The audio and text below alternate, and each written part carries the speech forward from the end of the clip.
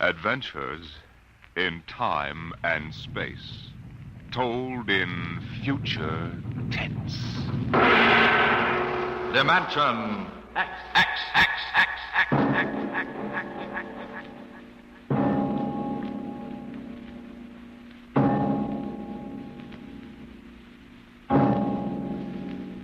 The mind of man is still an unprobed field. Within it lie many mysteries still unsolved. But there are men today, psychologists now experimenting with telepathy, hypnosis, thought transference, who believe that in the future we may discover the existence of a force of the mind more powerful than any force the world has ever known. We go ahead now in time some 10 years, and in space to the campus of a small eastern college. The hour is late, and in one of the dark college buildings, two men stand in front of a door that bears the name Professor Arthur Barnhouse, Psychology.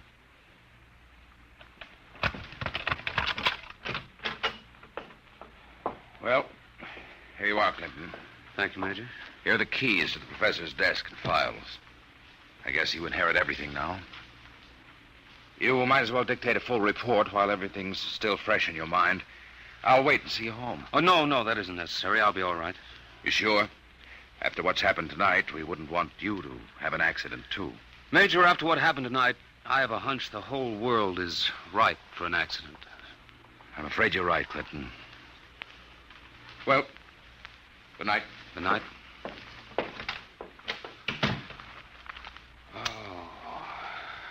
Pull yourself together, Buster. Easy does it. August 21st, 1960. Restricted report from George Clinton to the Secretary of Defense, Secretary of State, the FBI, National Security Board, etc., etc., etc. Subject, the so-called Barnhouse effect, and Professor Arthur Barnhouse, who discovered it. I first met the professor 2 years ago in the fall of 1958. He was a professor of psychology here at Wilton College, and I was here on an instructor's fellowship in the psych department. They assigned me to be Barnhouse's assistant, and he needed one.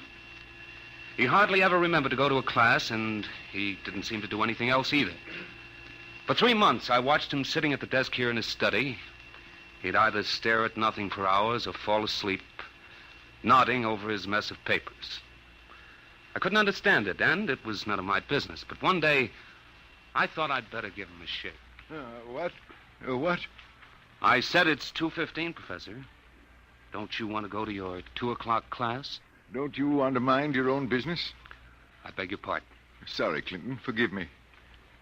I don't know what gets into me.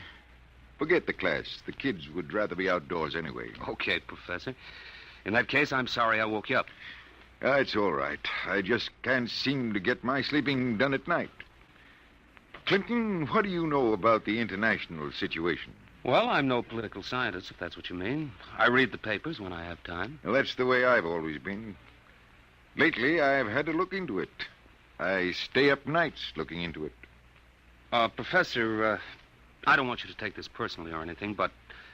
Well, sir, I wonder if you'd mind if I asked to be transferred. You mean you'd rather work with somebody else in the department? Oh, no, sir, it's not that. I think maybe there's a chance for a psychologist to work on that government project. Government project? Oh, yes, that Army thing. Yes, sir. They're trying to develop robot pilots for their new fighter rockets so they'll be expendable. Oh, yes. Something else designed to replace men. Yes, sir, and you know it's a funny thing. The robots work just like human brains. They get overworked or overloaded or something, and they have nervous breakdowns. Now, if I could only find out what drives those electronic brains crazy, why, I'd feel Clinton, that I was... if you want to study a brain that's going crazy, never mind the robots. You can go to work on me. What are you talking about, sir? I don't know. I'm either crazy as a bedbug or a... Clinton, I wish you'd help me find out. Are you serious, Professor? I never was more serious in my life. I'm afraid I'm going out of my mind. But why? What makes you think so? This is what makes me think I'm crazy. Those dice? Clinton, do you know what the odds are against my rolling a 7? Oh, about 5 or 6 to 1. Watch. 7. Now, what are the odds against my rolling it again? Twice in a row? Plenty. About 100 to 1, I'd say. Watch. Professor, you're hotter than a $2 pistol. That's funny. That's what they said 8 years ago when I first discovered this. Discovered what? This force of the mind. I call it dynamo-psychism. You mean you shoved those dice around just by thinking about it? People have always thought there could be a force of the mind. You know that. Fortunately or unfortunately, I've learned to control it. Yeah? How did you happen to find out about this, Professor? Well, it was about 10 years ago, back in 1948. I made the mistake of going to a psychologist's convention, and in order not to appear unsocial, I happened to find myself, for the first and only time in my life, in a dice game. What happened? I didn't have the faintest idea what was expected of me, and someone told me to roll 7s. So I did. 10 of them. I'll bet you weren't asked back into that camp. That night, in my room, I realized that it simply couldn't have been an accident, Clinton. I tried to reconstruct the exact scene, the position of my body, and finally, the thoughts in my mind. And that was what did it. I remembered what had been my train of thought, and I proceeded to roll 7s, not 10 consecutive times, but 50. Brother, there it is again. Professor, can you do anything else? I mean, besides shove dice around? You see that inkwell on my desk? Sure. Watch it. Don't take your eyes off it. If nothing happens, say so, and I shall go quietly, even happily, to the nearest sanitarium. Okay, Professor, shoot. Hey, why, it just blew up. Yes, I'm sorry. I didn't mean to splash ink on your suit. That's okay, Professor. What was that funny noise? Oh, that? The dynamo psychic waves are a little like ultra-high frequency waves. Sometimes, when I turn on the power, they create a kind of static. Listen, Professor, how much power have you got? Could you blow up anything, well, you know, big? I could flatten the Great Wall of China. Boy, you'll make the helio-oxygen bomb look sick. That's what scares me, Clinton. The thought that maybe I could use this power to save the world. Clinton, you've got to help me. Who, me? Professor, when it comes to international relations, I don't know from where. You'd better get in touch with the State Department. State Department? Yes, they'd be the ones, wouldn't they?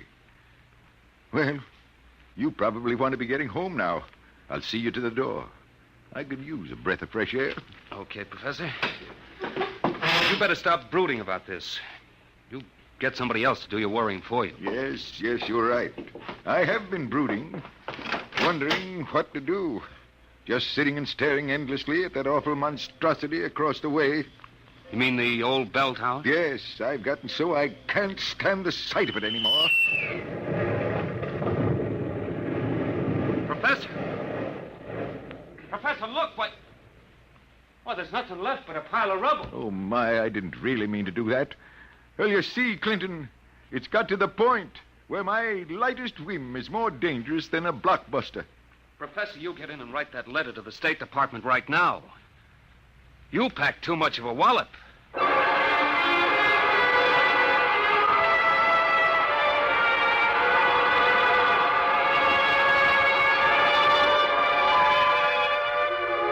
Professor Barnhouse mailed his letter, and things happened fast. The long arm of the Army reached out, and within 5 days, the two of us were deposited in an old mansion in Virginia, surrounded with a barbed wire fence and 20 guards, and labeled top secret. As soon as they'd seen a couple of small demonstrations, they set up a big test of dynamo psychism, and the professor was a very important guy. You could see him getting more unhappy every day. General Barker, I've got to talk to you. Just a minute, Professor. We're cleaning up the last details in Operation Brainwave. We'll roll at 1400 hours tomorrow. At 1400 what? 2 o'clock tomorrow afternoon. The robot-controlled fighter rockets will take off at exactly 1400 minus 10 and appear over the target at 1400. Watching from here over the video screen, you will then try to knock all 20 of them out of the sky. Think you can do it? Of course I can do it. Fine. and we've taken care of everything. Everything except that you neglected to ask me if I wanted to do it. I don't. This whole thing strikes me as childish and insanely expensive. We'll decide about that. But what's the good of it? I wouldn't mind acting as a defense weapon if it were necessary. But I can make all wars and armaments unnecessary. I could give every nation what it needs. I could move mountains, build roads, dig irrigation canals. I have a technique which costs nothing and can do immense good. You're spending millions to prove that it can do immense damage. It doesn't make sense. You know something, General? He's right. Of course I'm right. I want you to send me and Clinton back to Wilton College. Right away. That's quite impossible, Professor. This operation has gone too far to be called off now. Yes, but... Even if we wanted to call it off. If your dynamo psychism really works, you're apt to be the key to our entire defense setup. But listen... You'll have to excuse me now. Major Cuthrell and I have to double-check the confidential list of the observers on this end. Have you got it, Major? Yes, General. It's right here. Alberts, Barker, Bernstein, Carter, Clinton, Cuthrell, Holbrook, Lawrence, Stein, Williams. Check. I guess that includes everybody of importance. What about me? What? Oh, that's taken for granted, Professor. Thanks. 1400 hours. Will you be ready? I'll be ready. And now, if someone will wind the restricted clock and put the confidential cat out, I'm going to bed.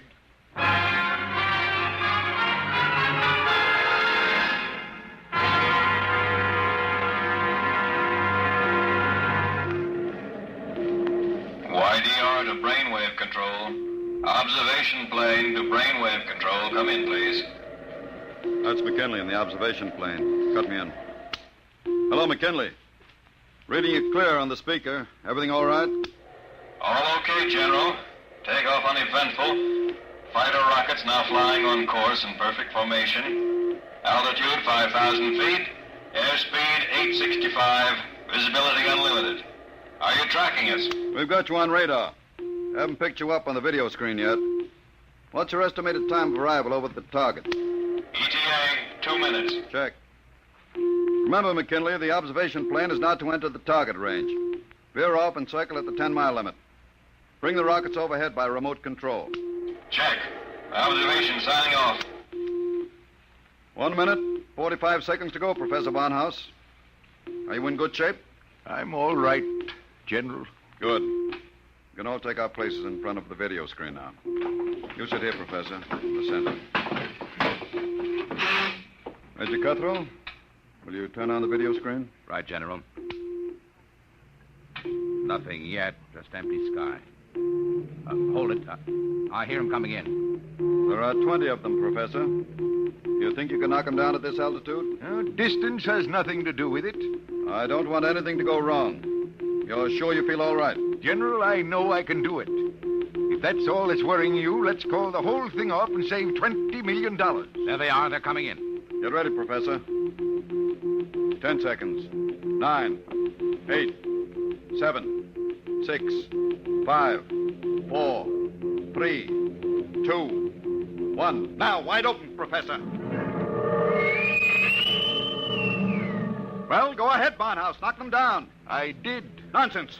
All you've done is blank out the video screen. What went wrong? Did you give it everything you had? I was wide open, General. Then it didn't work. They're still flying. What's that? It just took a few seconds to work. That's... Holy smoke, they're dropping like flies. McKinley to brainwave control. What's happened to these rockets? They're going down like flames. By heaven, it works. It really works.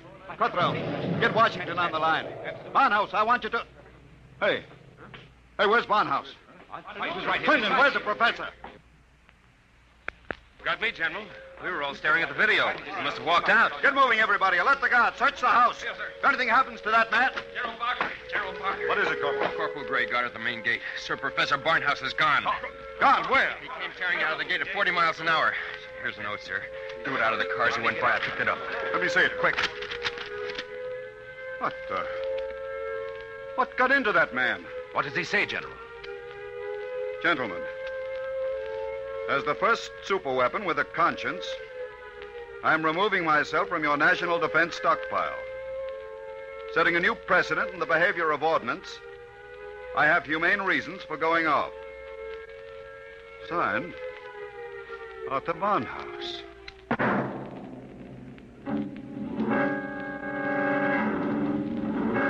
Barnhouse was gone, and within 12 hours, the world was on a spree. The headlines were glorious or terrible, depending on what you think of the things the way they are. Barnhouse flattens helio bomb factory! The dynamo psychic waves reached every corner of the world. In every country, every continent flashed the news of what was happening. Hey, Barnhouse knocks out hidden atomic stockpile in Asia! There was a new kind of war, the war of tattletales. Secret agents of every country hunted for the hidden armaments of their enemies, yelled about them in the newspapers, and immediately there'd be that warning burst of Barnhouse static, followed by... Radio-controlled fleet blown up on secret maneuver! The professor was out to make peace or bust, and nothing like him ever was.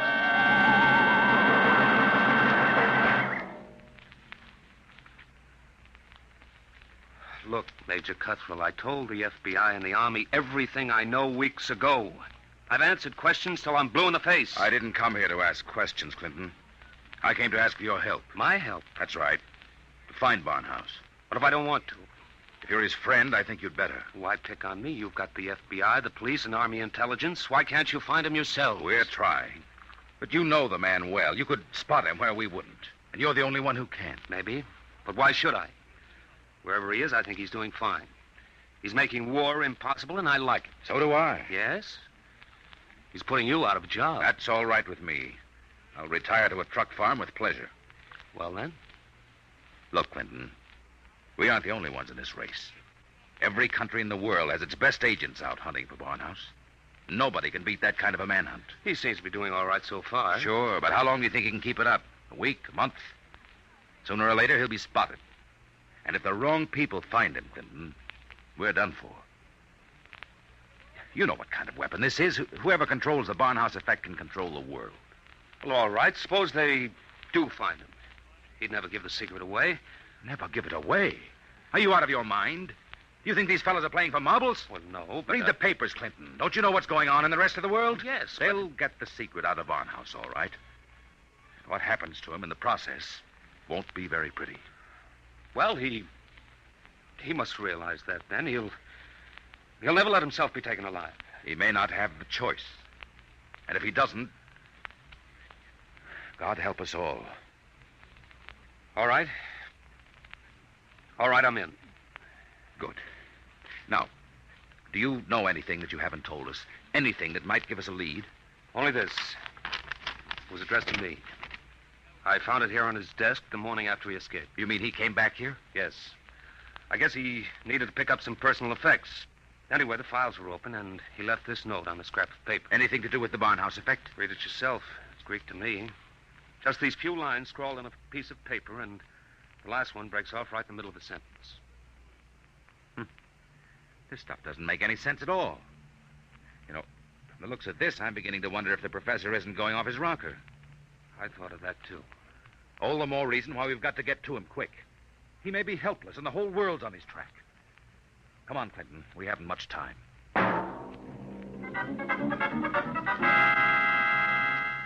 You say you do recognize this photograph, Mrs. Reardon? I tell you, it looks like Mr. Balfour's.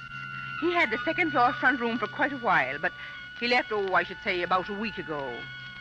Say, is he wanted for something? Yes, if he's the man I think he is. Well, now, I'd say you're looking for the wrong fella. That Mr. Balfour's, he couldn't be a criminal. Why, he wouldn't even harm a fly. He spent all his time in his room, just thinking.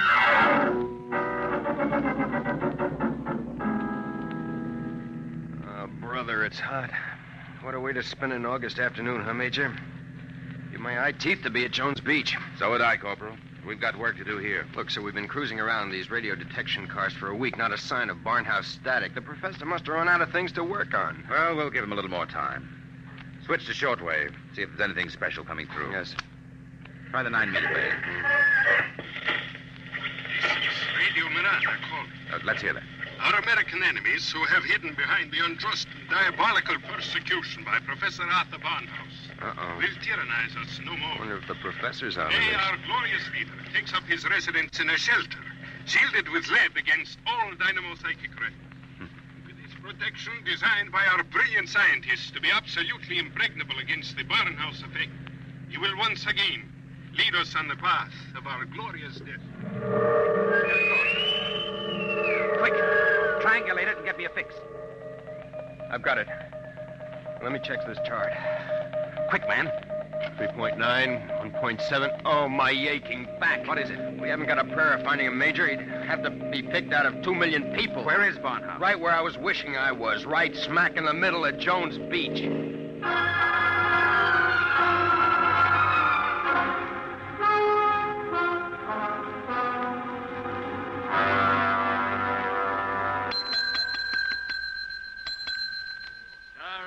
We're full. No more rooms tonight. We don't want a room. Do you recognize this picture? Who wants to know? Uncle wants to know. Oh, excuse me. I'm sorry. Let me see it.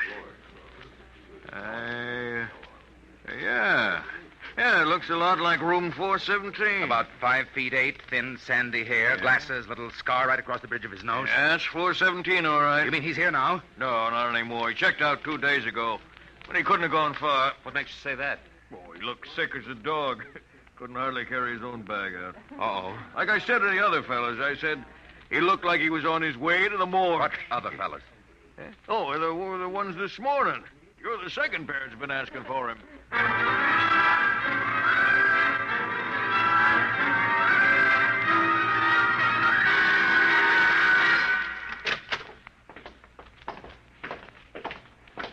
Here we are, Ward 15. This way, gentlemen. You're sure he's here, nurse? Oh, yes. Thank heaven we're in time. Well, I wasn't on duty when he came in, but one of the other girls told me he collapsed in the street. The ambulance brought him in. Poor guy, he must have really had it rough. Oh, here you are. Bed number 78. This is your man. Wait a minute. This isn't Barnhouse. But I was perfectly sure. Oh, wait, let me check his chart. Dismissed 8 p.m. Only an hour ago. Oh, dear, now I remember. Remember what? If he was sick, why did you let him go? Well, 2 of his friends came and took him away. They didn't want him in the charity ward. They said they'd make sure that he was taken care of.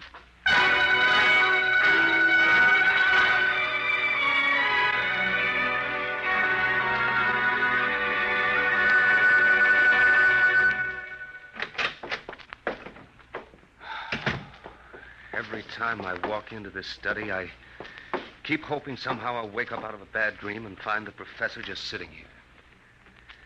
Major, is there anything we haven't covered? Nothing. The police, the FBI, the air patrols, the docks, the railroad stations, everything. Not even a flea could get through this dragnet. I hope. Then I guess we sit. We sit. Maybe something will come in.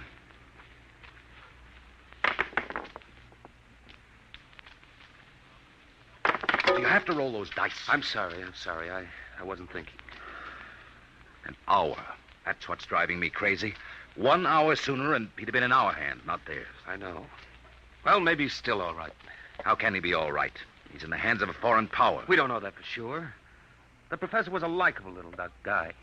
He couldn't have lasted this long if he hadn't found some friends. Maybe they came and took him away. Well, grab that. Hello? Yes? Clinton, is that you? Professor Barnhouse. Clinton, they've got me. Who's got you? Where are you, Professor? I don't know.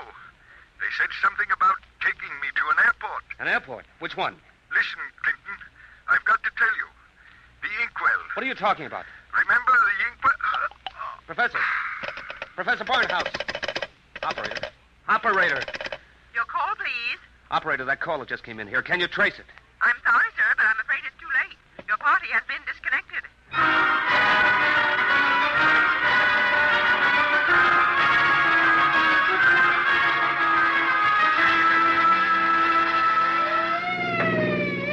Where are we headed? He didn't say which airport. Just a hunch. The commercial airfields are all covered. But there's a little private field out here, I remember. Hasn't been used in years. Better be the one. They didn't have too much of a start on us. Maybe we'll make it in time. Step on it, Corporal. Wide open, Major. How'd he sound? Did he say who had him? No, all he got out was airport and something about an Major, airport. Mr. Clinton, there's a tail light up ahead. Must be another car going like the devil. You're right, I see it. They're turning into the airfield. Come on, faster. Hold everything. Look up ahead. They're switching the floodlights on at the field. There's the plane down at the other end, all warmed up and ready to go. We'll never make it on the road. Hang on, I'm going through the fence. Right.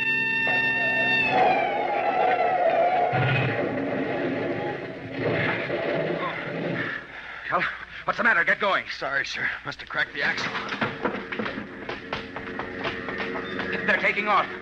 Get out the submachine gun. You can't. Barnhouse is in that plane. You'll kill him. We've got to take that chance.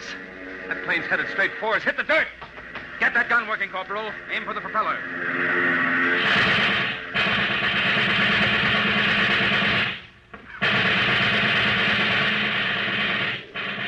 Couldn't get him, Major. Well, there goes the old ball game. I'll get through to Air Patrol, sir. Maybe they can intercept the plane. No, not a chance.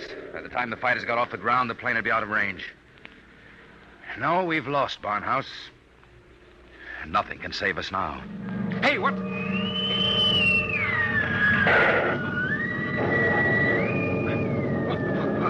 What hit me? Clinton, are you all right? Yeah, sure. The plane. It's gone. I know. Barnhouse blew it right out of the sky. He wouldn't let himself be taken alive. Boy, he really did it the hard way. Poor guy. He shouldn't have had to be a hero. All he ever wanted was peace. Peace? What's that? Now the arms race will start all over again. And with Barnhouse gone, what's left to stop it?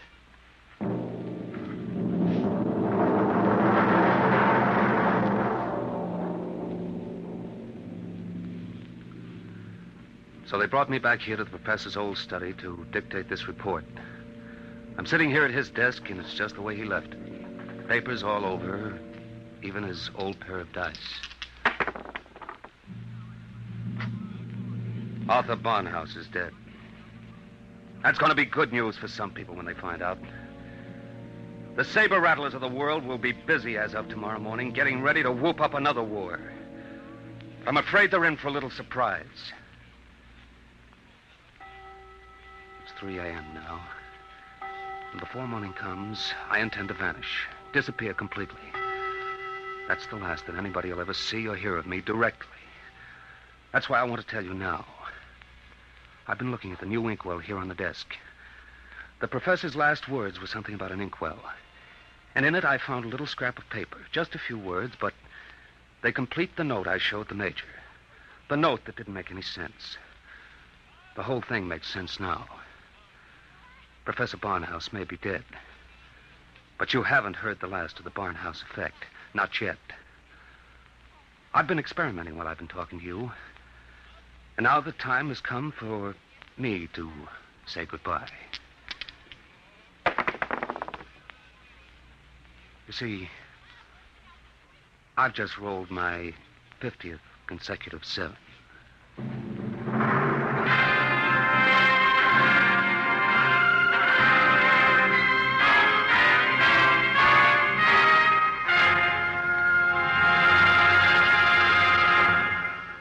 You have just heard Report on the Barnhouse Effect by Kurt Vonnegut, Jr. An adventure in time, space, and the unknown. Dimension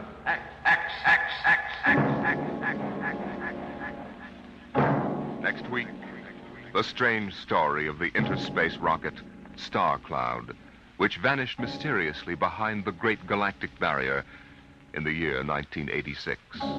What happened to it and to its crew? We'll tell you next week.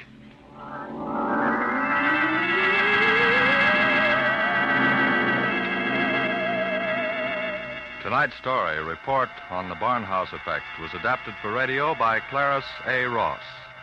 Featured in the cast were Bill Quinn as Clinton, Ed Jerome as Professor Barnhouse, and Carl Weber as Major Cutthroat. Your host was Norman Rose. Music, Albert Berman. Engineer, Bill Chambers. Dimension X is produced by Van Woodward and directed by Edward King.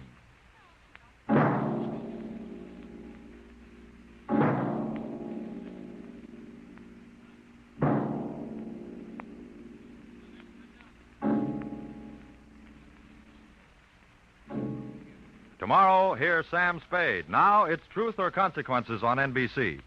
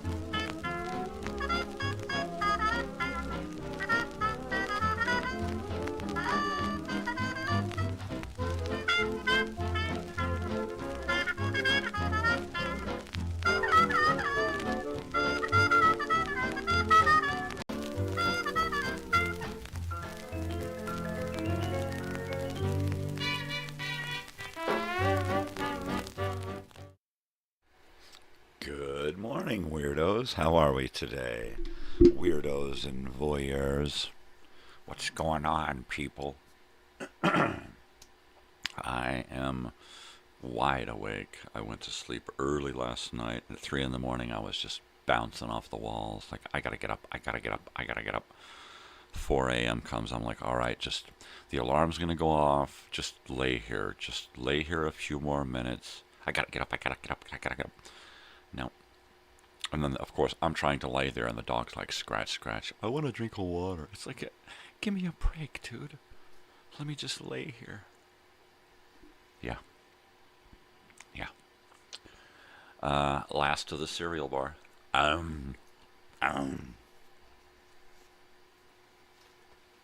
Well, I'm doing good today. My wife and I cleaned up the little corner of the living room over here and got rid of all of the stuff that was there and put it out into my storage unit. Now I'm ready to move my studio into that area there.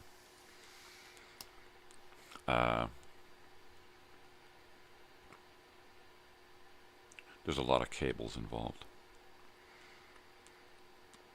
It's going to take me all day to move this stuff over to there and get it set up. I've got to move cameras. I got to do all kinds of stuff. This camera here has to go up here where my morning camera used to be, only it needs to face away from me into a corner. This camera can stay here, and I'm just going to swing it to the left and point it into my corner and zoom. This camera's going to stay. I'm going to keep this widescreen camera here. Look at that. You see this? My arm. You know what that is? I'm gonna show you what that is. It's a TV.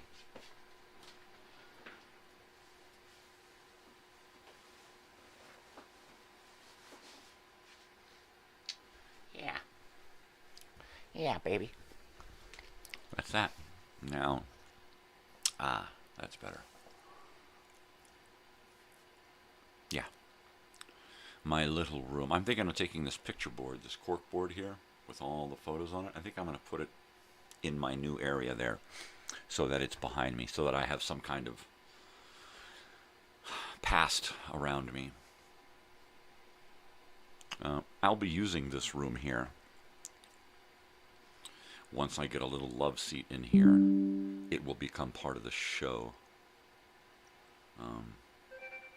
Part of my my new segments to the show will be held probably in this room here. Geez, we got a lot of stuff, people responding to my posts and whatnot. If anyone is there from the past, say hi. Hi. You want a shirt? You want to donate some effort into this reunion? I got shirts. I'm really hoping that in the next couple of weeks I'm going to get a bunch of orders in and donations, and enough to finish this run of shirts. It just finished printing them. I don't mind if we have a bunch of shirts here waiting for stuff, provided they're paid for. So I really need to get,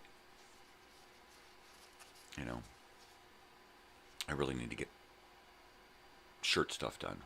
So I've decided to go ahead, and once I get moved over there, I'm going to set up a calendar and create an agenda that deals with all of this. So for a few days a week, I'll be dealing with channel stuff. For 1 day a week, I'll be dealing with shirt stuff. 1 day a week, I'm going to be playing the drums again. I am going to be picking up the drum kit from my friend, who's probably not using it because they've moved the open mic into a smaller area, and it's winter time, so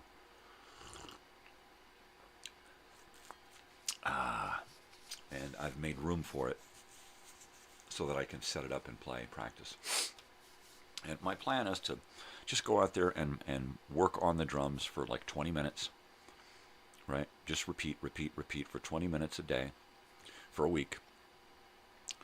And then bump it up. Bump it up 10 or 20 minutes a week so that I get used to duration, longevity. I need to be able to keep a beat going for like a couple of hours. So that's my ultimate goal, is to be able to play the drums for at least a few songs, but I need to be able to have the chutzpah to stay with it for a couple of hours, right, in practicing. Another goal, keyboard. I want to learn how to play some music on the keyboard. Another goal, an electric guitar. I really need to get an electric guitar that has really low, easy action on it. Something where my fingers don't have to do a lot of work because of the arthritis and because I'm a tenderfoot, a tender finger. I call me a tender thumb. I need something that's going to be really easy to play.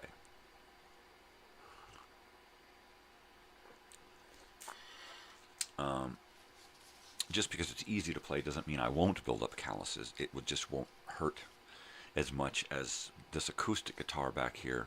The action is so high, and the strings are so stiff, and it's so it's a hard guitar to play. So I just need to get a really nice, easy action, low action guitar with some super slinkies on it, something that's just really easy to butter up, you know. That's all I need. And I'm gonna, between the three instruments and what I can do, you know, everywhere else musically, I'm going to try to eventually, bucket list stuff, try to come up with finished recordings of my music. One thing that I definitely want to leave behind when I'm gone is my music. I'm going to leave hours and hundreds of hours of video, right? If I've got 200 hours, or if I've got 200 live videos, on average 3 to 4 hours, that's like 300 or 400 hours of live video, me doing this, right? That's a lot. I need to have my music done. I am probably going to be, when I come back after my hiatus, I'm certain that when I do my themed days, one of my themed days will involve probably Flashback Friday, Throwback Thursday. One of those days will involve music. Me, my music, other music, friends, family, that kind of stuff. Yeah. You know, it's always hard in the morning to get here to do this. Not because I have to commute. You know, this is my living room. I don't have to commute far at all. What's really difficult about this is getting started. Is getting up, and it's like, it's easy to get up and get motivated to do this, but at the same time, I have no clue what I'm going to do, why I'm doing it. That all changes as soon as I hear that theme music, that Do-Wacka-Do by Clyde McCoy. As soon as that music starts playing, it just does something to me. It literally turns me on. It flips a switch inside of me that says, good morning, you're alive, be happy, right? And it's pretty cool. So good morning, you're alive, be happy, you're loved, you know?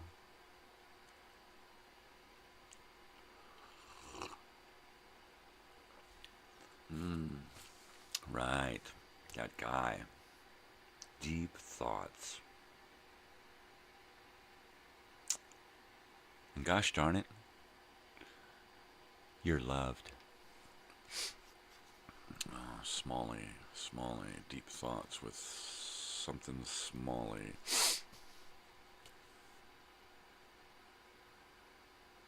Oh my God, I was watching that the other day and I couldn't remember who that guy was who does that deep thoughts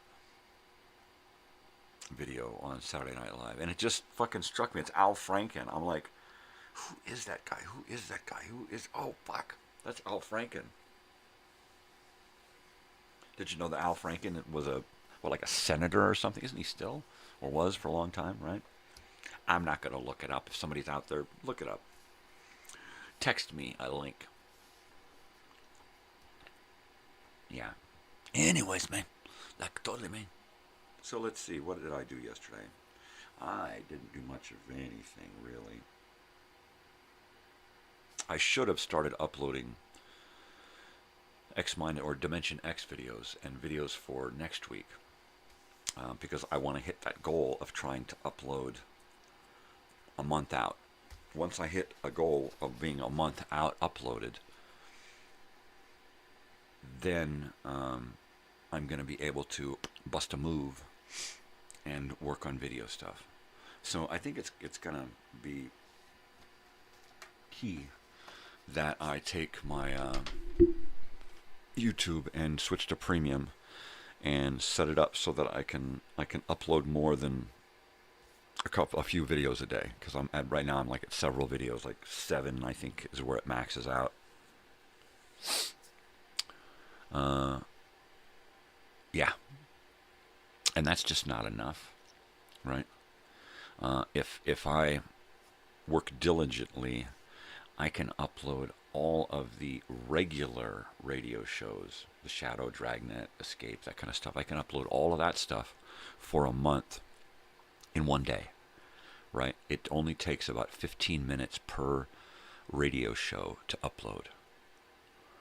If I sit here at this freaking computer all day long for one day, I can upload everything for 1 month as far as old radio shows. And over here, it'll take me probably a day just to upload Dimension X. I better check the dog situation here. I'll be right back.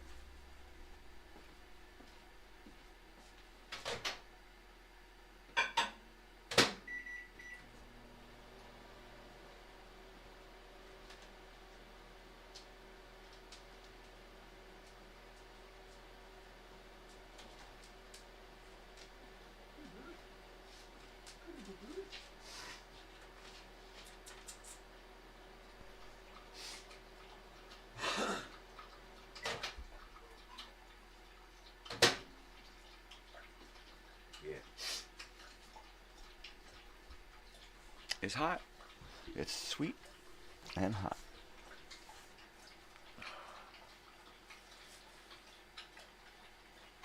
Yeah, I think if I can do that, then I can literally spend one day working on each one of these components. Okay, let's spend a day and work on this computer and learn how to operate this OBS program and the software that comes with it.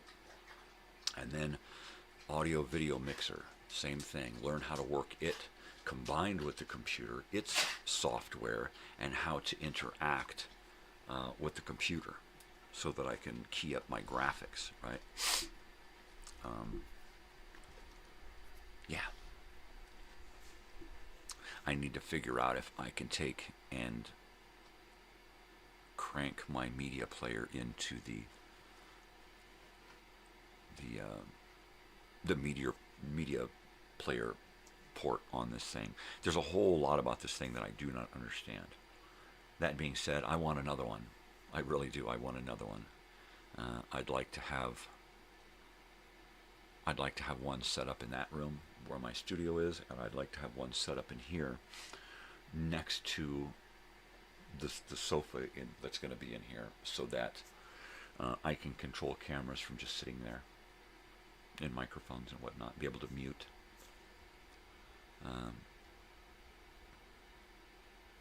Being a one-man show, I have to be I have to wear all the hats. I got to be sound guy, I got to be camera guy, I got to be mixer guy, I got to be, special effects guy. I got to do it all, and I got to be the talent, which ain't saying much. So it's just about time for some bong hits, right? God, I'd love to be able to not, but boy, the pain. Boy, howdy.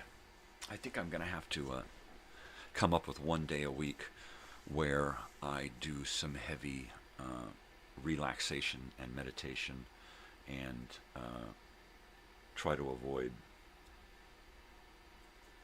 smoking.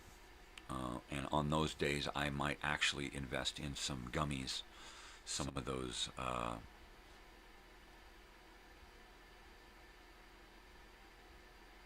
little marijuana candy. Sorry, I was just listening for a dog. I have to be aware. If dogs start moving and scratching and stuff, I gotta get them situated so they don't wake anybody up. My girls have to sleep. All right, they are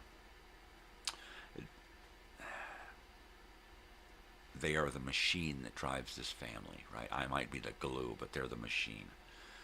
My wife has all the drive in the family. If something needs to be done, she has to have the energy to get me moving in that direction, right? It's not just she has to have the energy to deal with her stuff. She has to have the energy to kick me in the ass and make me get moving too.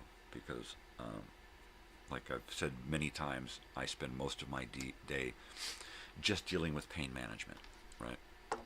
And, I try to be the guy that when I get up and go into the kitchen, I'll pick up something and start chopping, or I'll pick up the spoon and stir the pot. Why don't you leave that for me and I'll take care of that. Sit down, take a break, or I'll go in and wash dishes, or I'll do this or do that, and try to be that guy. It doesn't always work, but I try. I try to be the dad that whatever you need me for, I'm there. If you got a question, I'm here to answer it. Unfortunately, I'm also the guy that when you come and talk to me about something, as soon as you walk away, I've forgotten it, right? And you have to remind me. The more you remind me, the more I start to remember. Oh yeah, that's right. Oh yeah, that's okay. Oh yeah, no, I remember that. And then after, if you remind me every day, if you tell me about something and then leave it alone, it's on the calendar. I just put this on the calendar. It's happening in 2 weeks, right? If you're not going to remind me every couple of days that this is happening in 2 weeks, it's happening in 10 days, it's happening in a week. If you're not going to do that, then when we get to that day, at that time, I'm going to be completely oblivious to whatever it is was supposed to take place, right? Because I'm too far removed from it. You have to remind me, even if it's something that I have to do, right? I have to call the court tonight because I may be a juror. I may have to serve on jury duty tomorrow. So I may have to get up from here and run out of the house and run down the street. It's like a 5-minute drive down the street to the courthouse. Yeah. We are so perfectly located in this basin, this area that we live in. It's really fantastic. The fire department's across the street, the cop shop's down the street, the highway patrol, the courthouse, the hospital, everything's right there. The town center is right here. I mean, everything is here. And you don't need anything else. You don't need to go off the mountain for anything big anymore, right? Everything is up here. The only thing that we really need to leave for anymore is big shopping, the mall, outlets, that kind of stuff, or most especially my daughter going to university. That's a big gotta leave, or a special event somewhere, family stuff, but everything else is up here. I mean, I got no reason really to leave this mountain up here until A, my daughter says, hey, we're going to a concert. B, I have to take her in lieu of her getting a ride somewhere, or just wait till August and I get to go to my reunion. That's it. So I'm, and then we've got what you can order anything and have it shipped. Anything, a house, a car, it don't matter. So you don't really have to leave anywhere. If you got the money, you can get anything, right? Of course, we ain't got the money. So quite often I gotta leave the house and go do stuff. I do as little as possible now. I used to just fucking, 8, 10, 12-hour days, 5, 6 days a week, just busting it, bringing in the bacon, and then I just, fuck it. Where does the bacon go? It comes in, it goes out. It comes in, it goes out. The more you get in, the more that goes out. That's it. Well, if we keep our out down, then we can keep our in down. And I don't have to go out and kill myself. And I can actually spend time with my family, right? I don't need, all of the stuff that I thought I needed 20 years ago. I don't need all that crap, If I need it, I go out, I work a job, I get it. End of story. Period. Take on a little side work, yeah.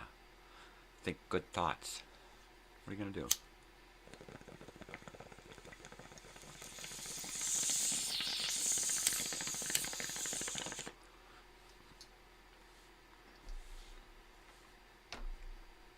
So this latest stuff that I've got, weed,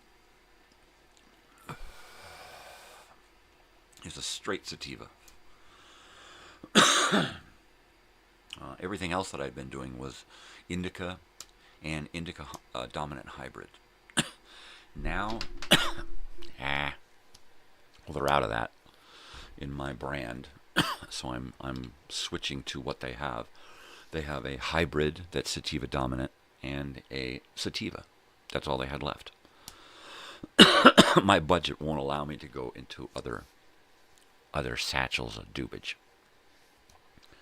So the last time I got the sativa dominant hybrid, it's like, all right, well, I don't want to get burned down on one thing, and that stuff was okay.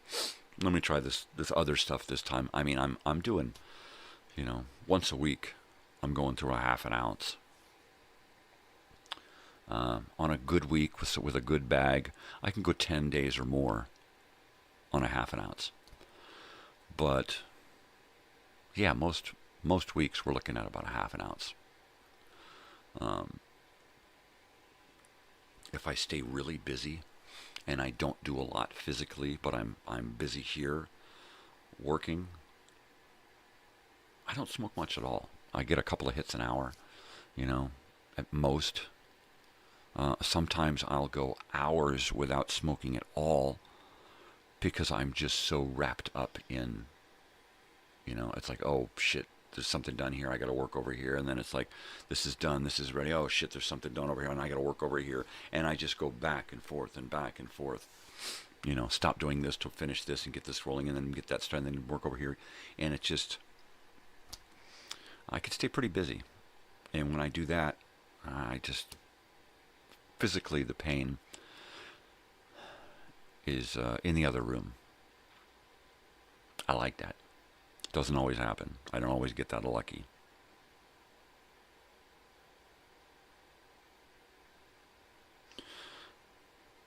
I don't exactly know what's going on today. I know that I want to continue uploading.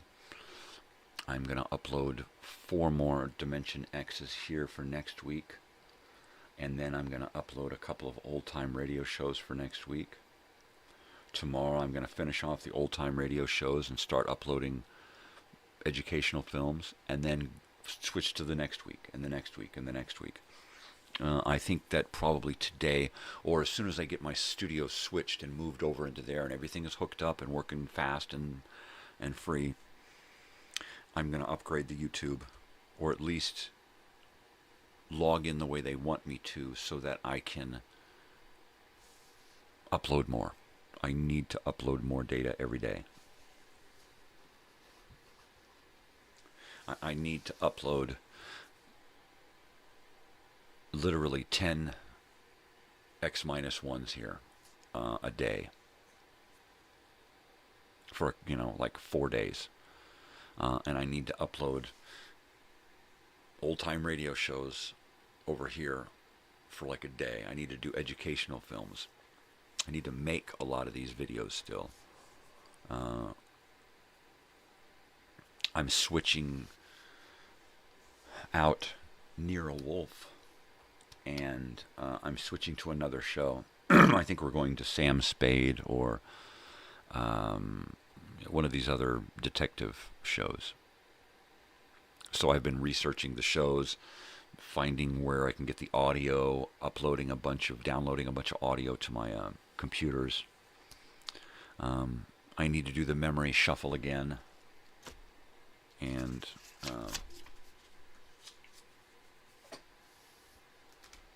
pull a bunch of stuff off of this computer.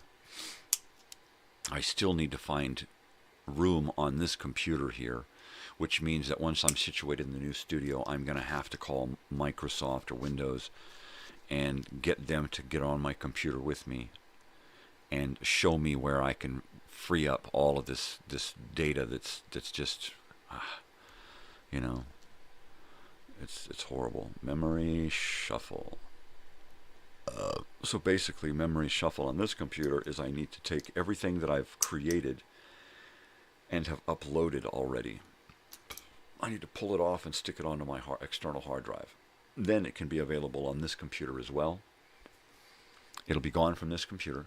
I won't have it here anymore, but I don't need it here because this is my live computer. This is the computer that its only purpose is to take me live. That's it. Eventually, I'll use it to key up graphics. Over here, the computer that I use to play all of my graphics and play all of my videos and music and stuff, the heart of the show, it has absolutely no memory left. I'm working with like 2 or 3 gigabytes worth of free memory. So everything that I use, I'm pulling off of the external hard drive and playing it from there. I need to take everything possible from this laptop and remove it and free up a lot of memory. Once I know where my free memory is, and I've got a lot of it, I can retain that free memory by pulling stuff regularly from the computer and storing it on the external hard drive. That's it. That's all.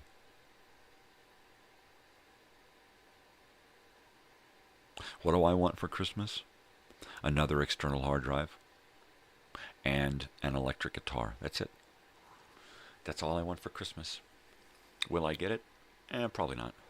The hard drive, probably. I'll probably figure out some kind of side job to do to get that hard drive. About $120, $130. It's a good deal, though, because I can store so much of my stuff on there. A good electric guitar that's got easy action, it's easy to play, and it's got the stuff that I want, and it's a full-size guitar. Probably no less than $200.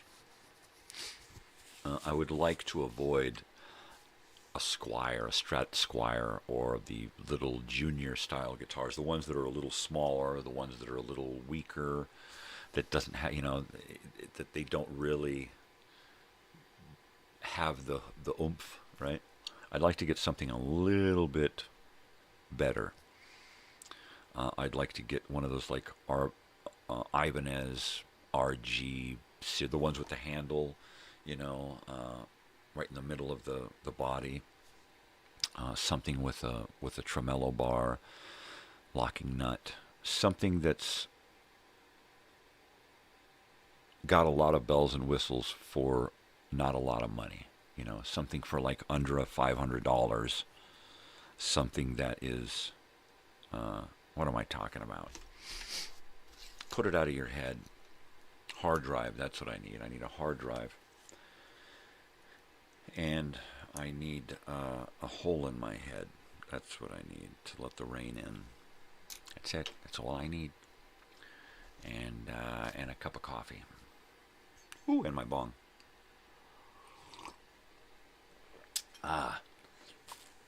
I fully intended to go out last night, which would have made it three days in a row going out. And I couldn't do it. I talked myself out of it. by the time I had done an hour and a half of Minecrafting here, I was just blah, you know. I was like, I don't want to get dressed and jump in the car and drive away. I really don't. You know, as much as I wanted to go hang out and be out in the world and see people, physically I just was not ready for it.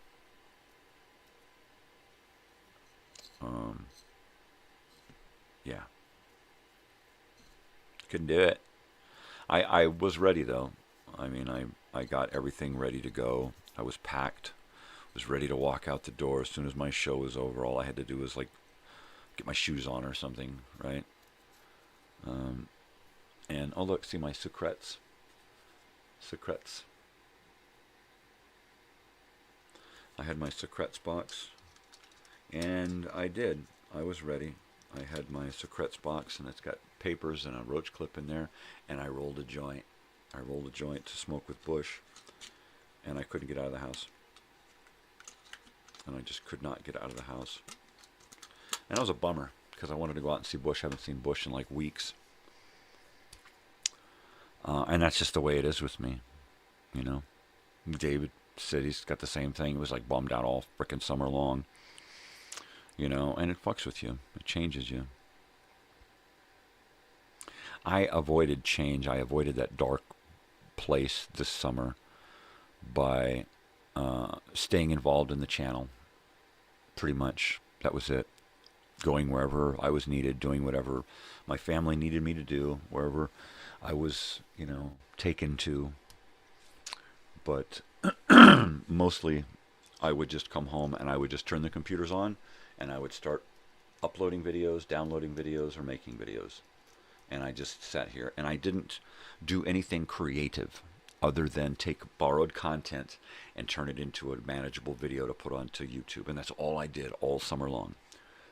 I made a couple of videos, nothing fancy. But after I made that music video for my song, Let's Go to the Movies, I knew, you know, even though I tried really hard, you know, well, you knew it and you set yourself up for it. Yeah, bullshit. You know, that's just the way it is, you know.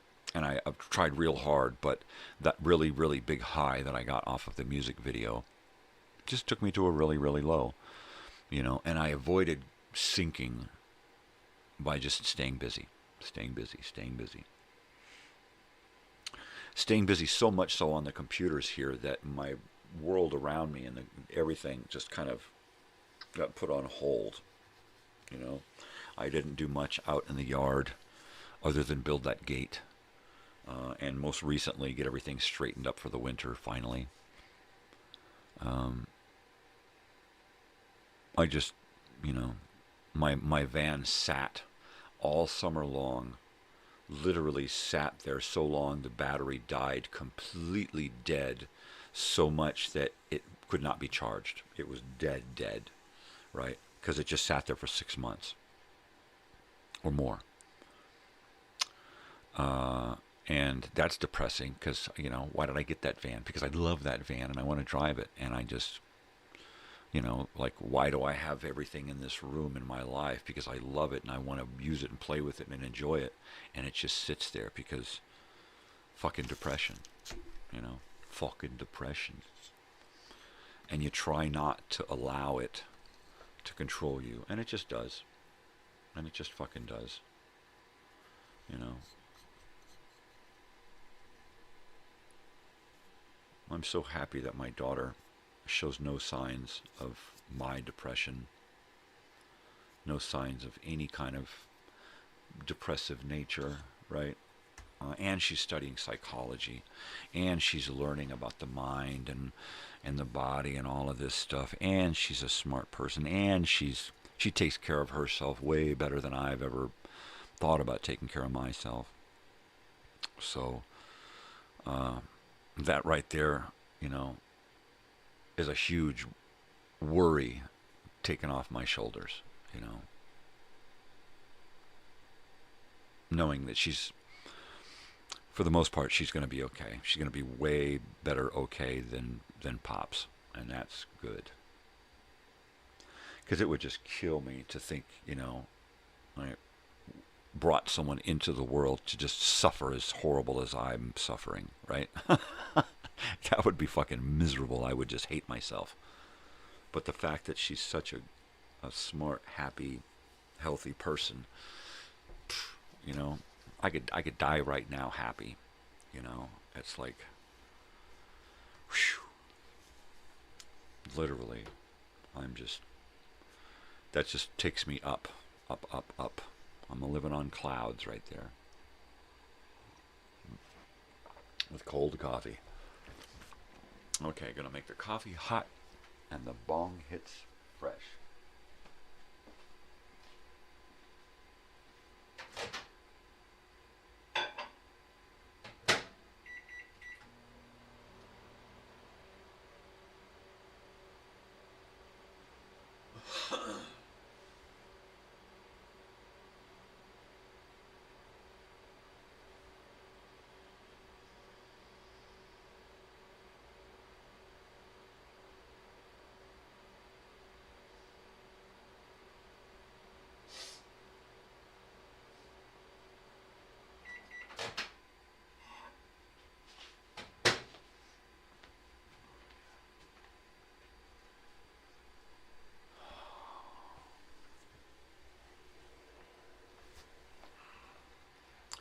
I can't even remember when I wasn't broken. Oh, man. I mean, I know I got injured back in 2011.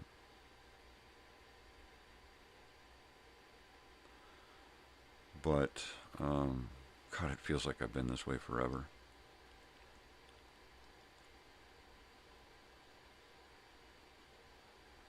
If that guy hadn't hit me in my little car a few years back, I probably would still be doing the handyman stuff. And I probably would not be doing this stuff. Because that filled all of my days, all of my time. I would not have switched over to cleaning houses rather than fixing them. I think I probably would have stayed away from that because I was never into cleaning house, right? We never had a house to clean, really, most of my life growing up. So I never learned housekeeping in the normal sense. The parents would say clean up, and we'd run around the house and straighten things. I mean, that was about it. I never knew about deep cleaning stuff, It's just the way it was. And, of course, in my later teens, I had learned, pretty much as I know now about housekeeping from lots of other people, other families, friends and stuff, jobs. But yeah, during my formative years growing up, we never cleaned up. Jeez. We were monsters. We were vermin.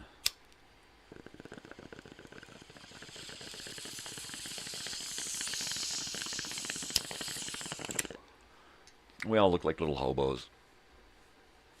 We were the littlest hobos. Little runaways. We looked like little runaway hobos. My hair was always matted and tangled and nasty looking. Clothes were just horrible. My sister always had a dirty face. My brother was always just filthy because he was just getting into he was like, Evel Knievel of kids, If there was something to get into, he'd be into it, and then he'd be wearing it. I remember once we were living in Fallbrook. I was in the 4th grade. My brother was in the 6th grade. I wish I could get him on and talk about 6th grade camp, because he was the only one in the family that got to go to 6th grade camp. By the 80s, they had abolished all of that camp stuff in most places because it was too expensive. But I remember in 1970, I want to say the winter of 77, 78. It rained a bunch in Fallbrook, and there was this cement plant, dirt, gravel yard, right on the same street that we lived on, right next to the mobile home park that we were in. And the rain had saturated this hill of dirt, topsoil, dirt, and it had saturated it, right? And it was just this big mound of mud. And I remember for some reason a bunch of us trailer park kids got into this yard and climbed this mountain of mud and proceeded to jump off the mountain into more mud. And we'd climb up one side and we'd jump off another. And we did this forever until each one of us was covered head to toe in dark brown mud, right? I mean, it was horrible. It was hideous. We were filthy. I mean, so much so that most of us weren't allowed into our houses. We had to stand out in the yard and get hosed off or stripped down outside to come in. It was nasty, and it was fun. I'll never forget that day.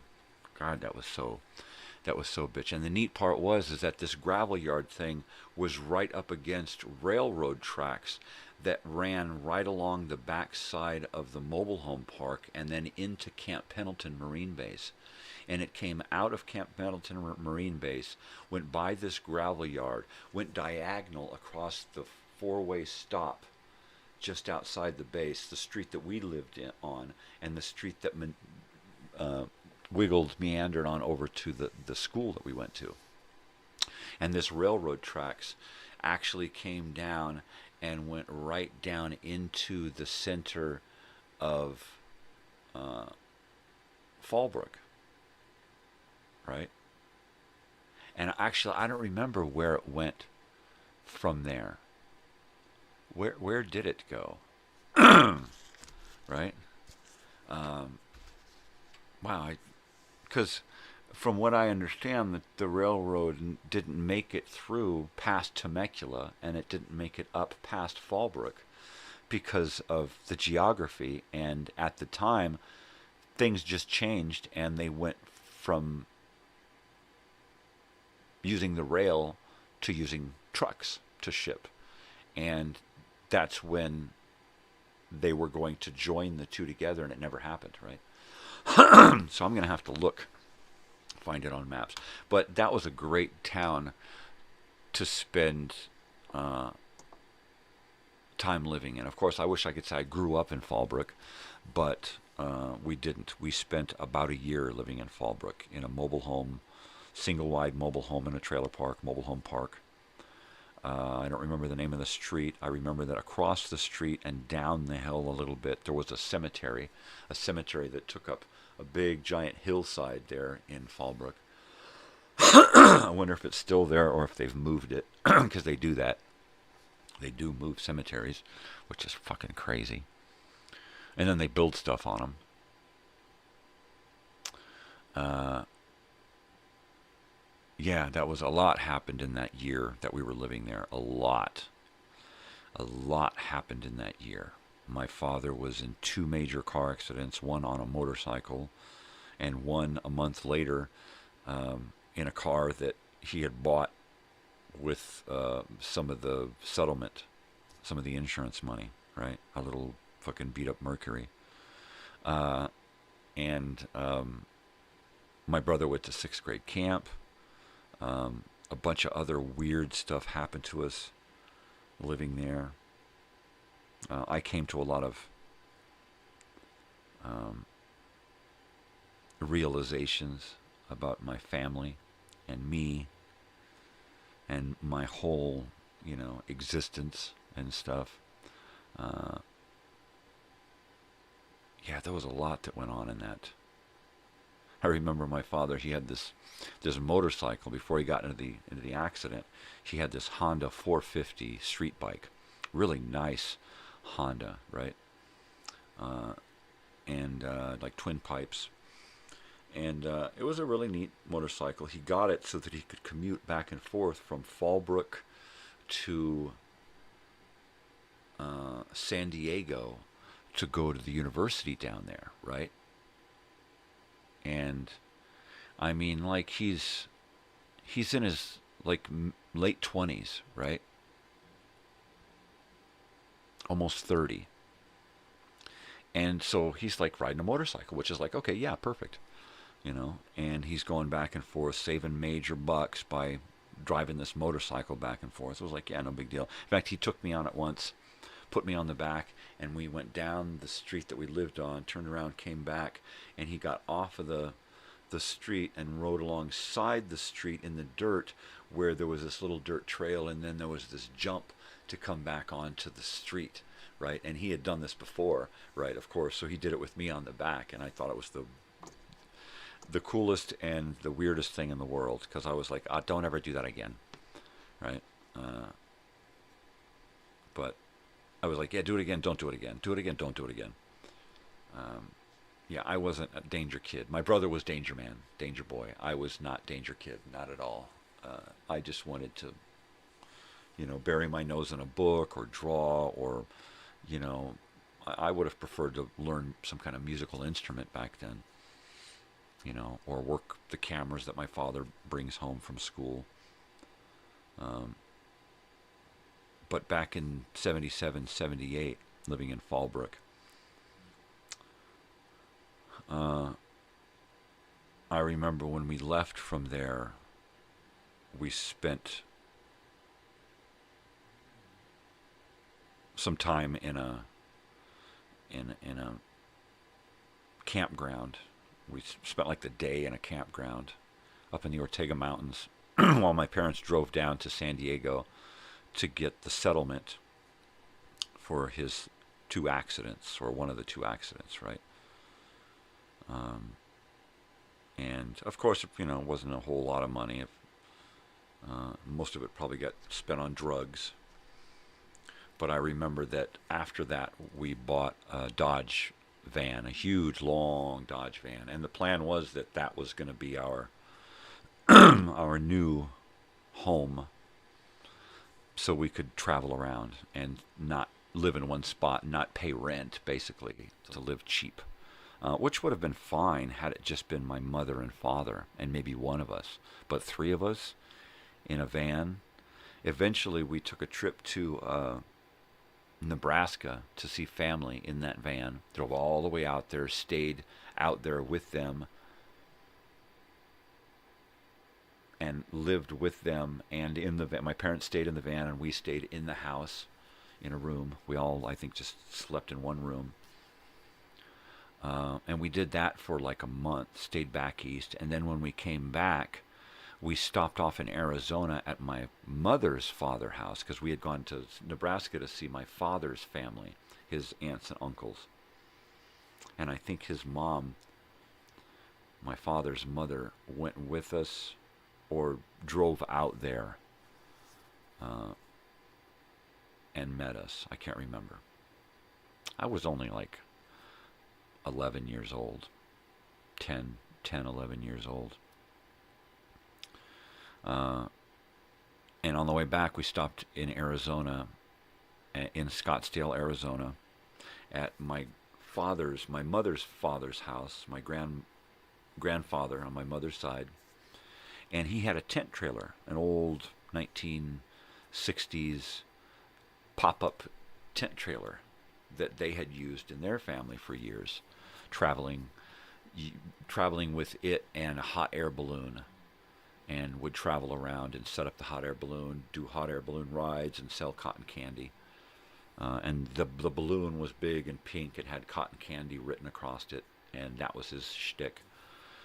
And he would just pilot this balloon up and down, and do balloon races and that kind of stuff. And so he had kind of retired from that kind of stuff, and offered us this tent trailer for free. So we said, hell yeah. And of course, we were only able to drive it for, a little while until the axles in the back gave out, because it had sat so long, nobody thought maybe we should grease the bearings and, deal with the maintenance on this thing. Of course, furthest thing from anybody's mind. My grandfather, he should have thought of it because he was a popular mechanics guy. He was a handyman. He was probably where I get my handyman skills, because my father, not really a handyman.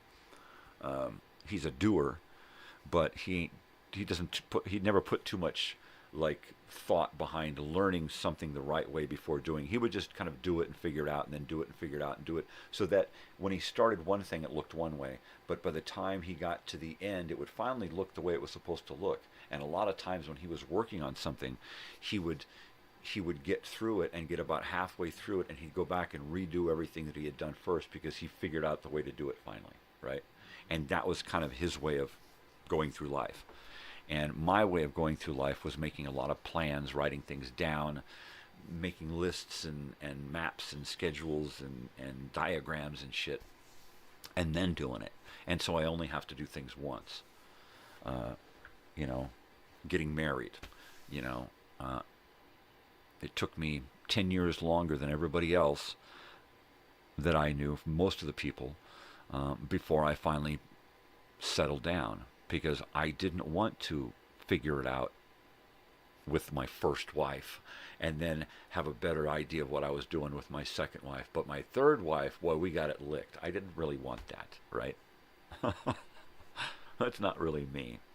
So, it took me a while to get around to it, but I got it right the first time. That's kind of the way I do stuff. I will procrastinate the hell out of my life, but once I start doing it, I'm doing it the exact way that I should be. Exactly. Wow. I don't know how I do this. I don't know how I just sit here and go blah, blah, fucking blah. I really don't. I don't know where I get this from. I don't. But I do think that I'm going to take my friend's suggestion under advisement.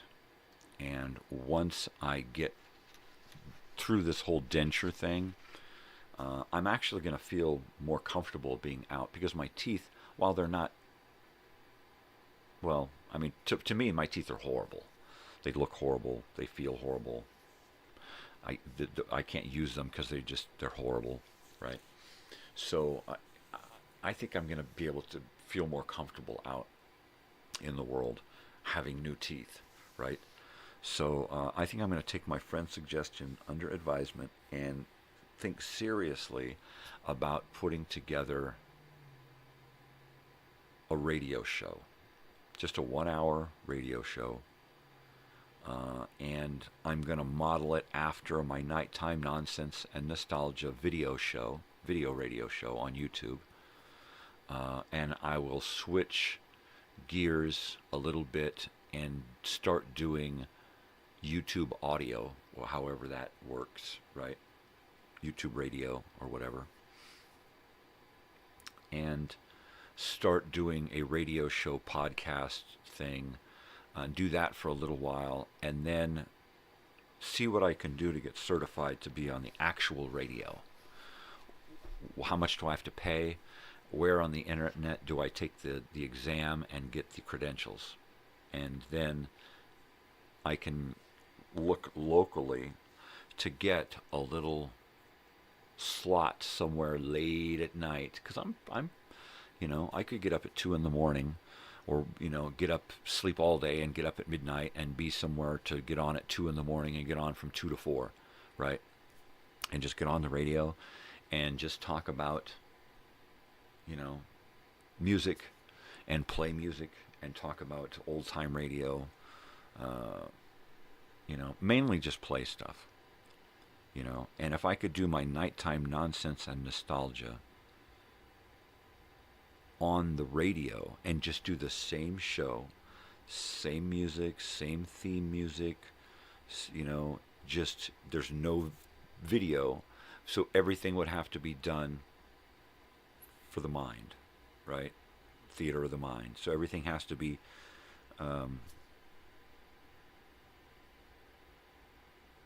you know, which that's what I try to do with the nighttime nonsense and nostalgia show, was just have one shot on the screen, so you're not thinking about anything other than what you're listening to. There's a radio there, so it looks like we're playing. You know, that's why I used this shot for nighttime show. And I would just play my show, because that's what you would pretty much look at when you were in your home watching or listening to a radio program. You would be looking inward, so it didn't really matter what was in front of you, right? So, yeah, because there's a radio station that's literally, if I were to get in my car and drive there, it would take me 3 minutes.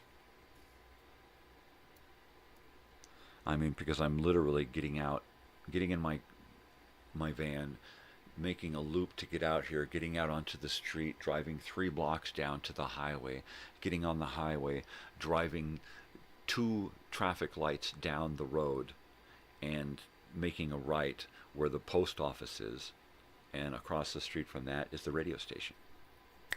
Like that. Not to mention that a lot of these things are done from home, right? I mean, I could literally create my shows from home live, or I could record my shows here with commercial breaks so that it could be just played, right?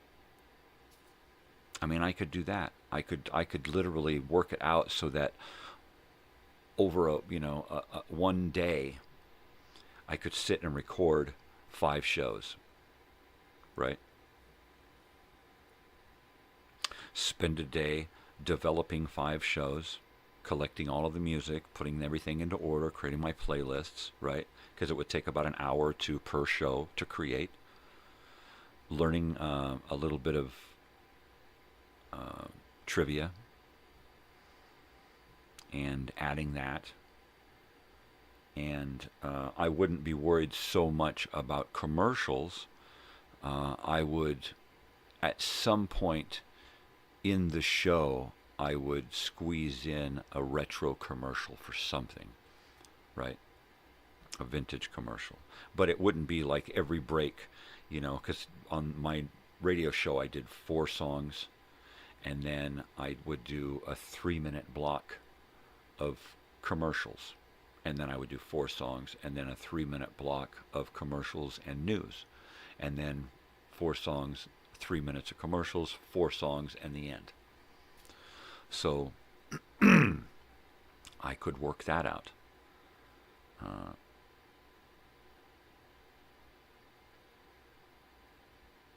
I would have to get access to more music, which is easy to do.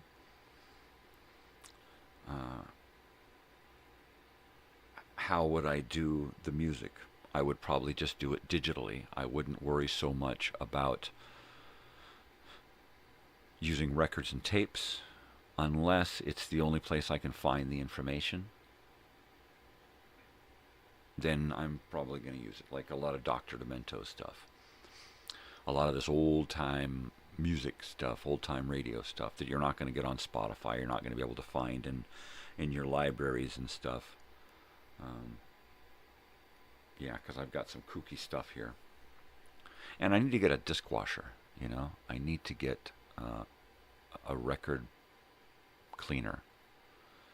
You clamp this thing on in the middle of the record, right in the little hole in the center, and it clamps on there, and it's a little wheel, and you set it down in a thing, and a little thing drives it, and it's got a brush inside, and it takes it through water and bathes it, right, and brushes it and bathes it. And I think I need something like that so that I can go through stacks of records, you know. It's like every week, you know, take a day and pull out a cubicle and go record by record by record, and, you know, wash them and dry them and put them away, wash them, dry them, put them away, put them in new sleeves if they need them, you know, repair the jackets, just kind of get into that. And that's probably one of those things that I'm going to be doing on Throwback Thursdays, is working on records, working on tapes. We'll take 8 tracks and we'll clean them up, refurbish them, do all the maintenance on them, do the same thing with cassettes. Yes, cassettes, you have to do the same thing, clean them up, wind and rewind to deal with the tension. Sometimes you have to actually wash the tape very gently with a little bit of you know, warm water. Sometimes you use it very, very diluted with soap, but you don't want to leave any residue on it, and you don't want to use any chemicals. But sometimes they, you know, old cassettes will be in weird places, in cup holders with soda and stuff in the car. So you have to, you know, sometimes you can take them apart and clean them really, really good and put them back together. But a lot of times you have to replace the little tiny pads, have to be replaced. But, you know, I got 45, 78s, video cassettes, so many things that we can sit and play with, you know. So I'm really excited about coming back in the late winter, early spring, as soon as possible with that. I'm going to try to double down on creating content rather than creating borrowed content. I want to do original content. I want to do original shows that have, you know, this whole year has been a great experiment learning about all of this stuff, you know, in my half-assed manner.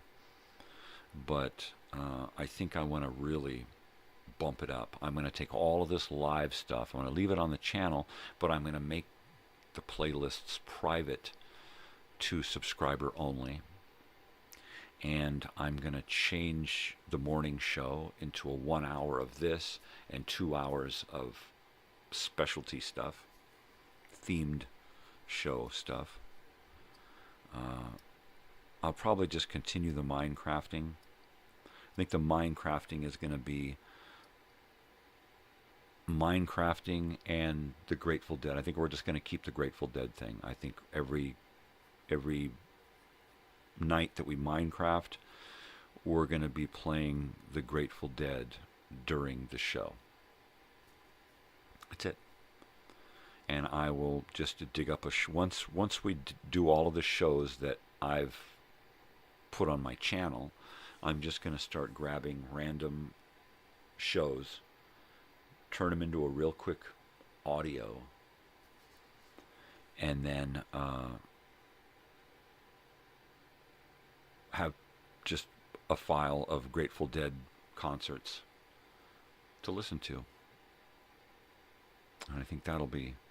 So I'm going to probably enhance the graphic a little bit, and what I'll do is I'll just add a little Grateful Dead Steal Your Face icon there on the Minecrafting key graphic to kind of give you a hint, and then somewhere in the description will be Minecrafting with Crazy Old Weird Bearded Guy and the Grateful Dead. And I'm going to change descriptions so that I have descriptions for every show entirely, and go through my keywords a little bit better, since my channel keyword list description has pretty much everything on it. I'll probably switch the show descriptions to better fit each show, because right now I just copy and paste the same old description and then add a couple little things to it sometimes. It's kind of boring. So, once again, having a schedule. Okay, today we're going to work on all of the live shows. We're going to gather the music for the Nighttime Nonsense and Nostalgia. We're going to learn some trivia. We're going to write up the set list, and bada bing bang boom. That show's done. A couple of hours. We're going to do Minecrafting. We're going to find the Grateful Dead concert. We're going to turn it into a audio file with everything, right? And then come up with a plan for the show. And at the same time I do each one of those shows and get them ready to air, I'll be creating a new description, taking the original description for the show and adding to it what's happening on that show particularly. What are we doing today? Even in Minecrafting, what are we doing today? Well, we're going to go over here and we're going to beat these fuckers up, take all of their gold. Well, that's fine. At least people are going to know when they tune in and see the description. Oh, look what he's doing today. He's still jerking off. Yep. And I'm warming up my coffee, and then I'm doing more bong hits. Right? What else am I going to do?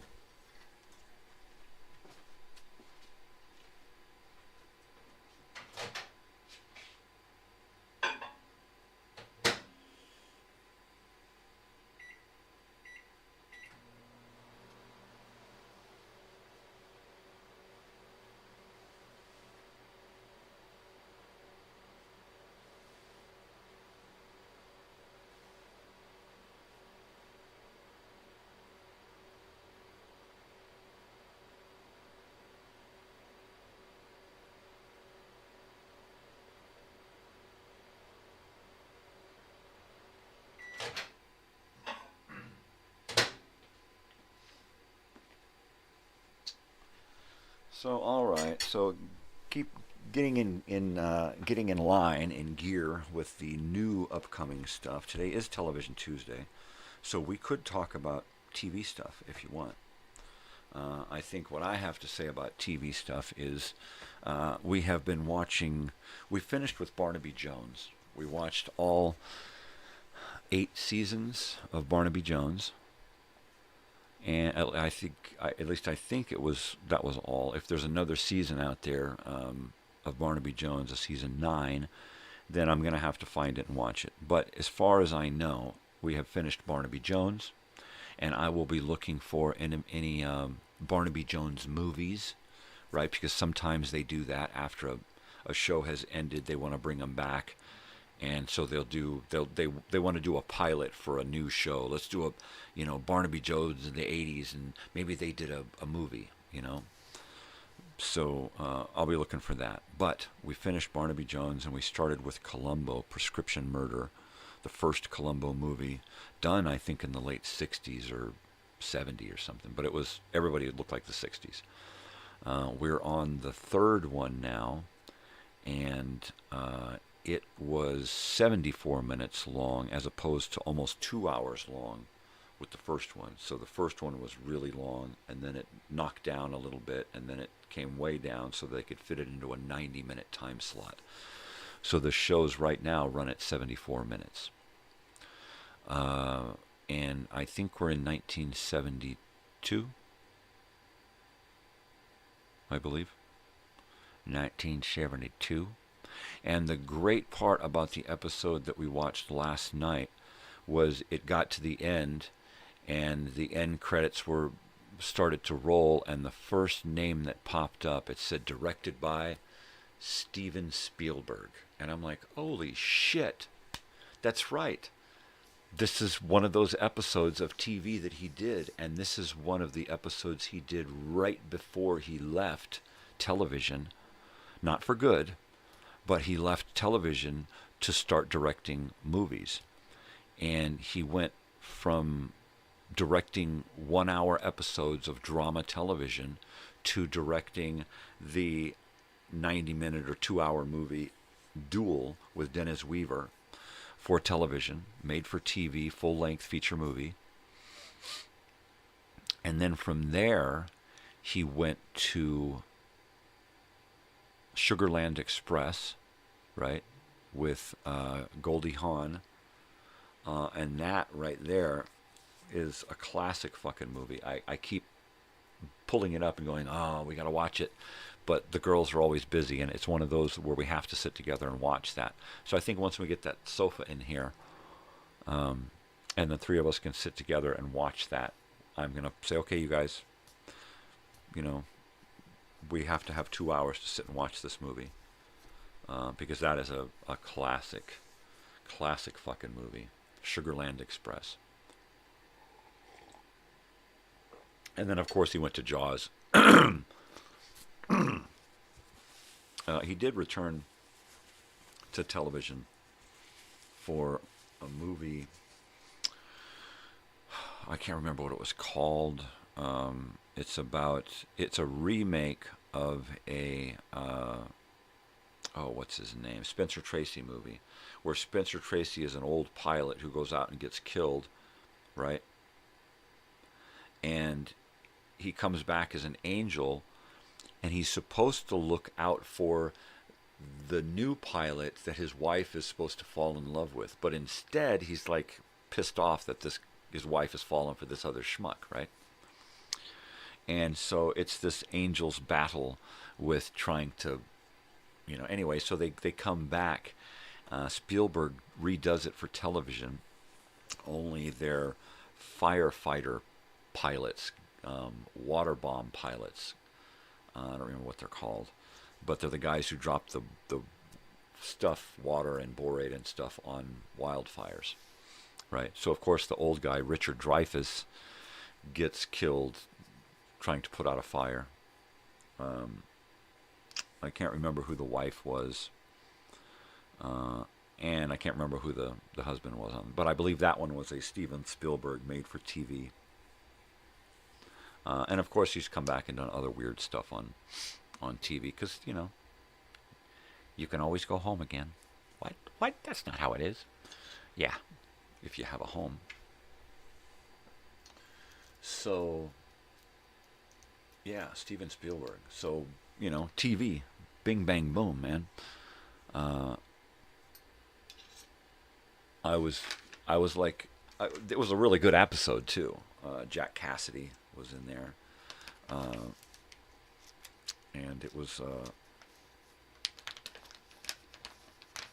good episode. I can't remember what the title was. I think I missed the title, which is why. But that was a good one. So right now we're watching Columbo. I'm also, I'm kind of bummed because I had been watching Hardcastle and McCormick on Roku, I think, and it got yanked. I'm hoping that it comes back somewhere, so I can catch up where I left off. But on Roku right now, I'm still watching Voyagers, right, with Mino Pellucci, and I'm watching Erie, Indiana from the 90s. And I'm watching also from, I think from the 80s, My Secret Identity with Jerry Connolly.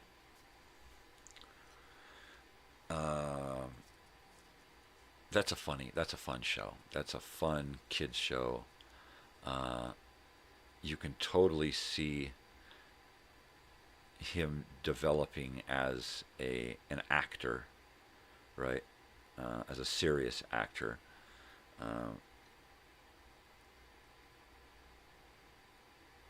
Because, you know, what did he do other than, in the 80s, what did he do other than Stand By Me, right? Anybody? You know?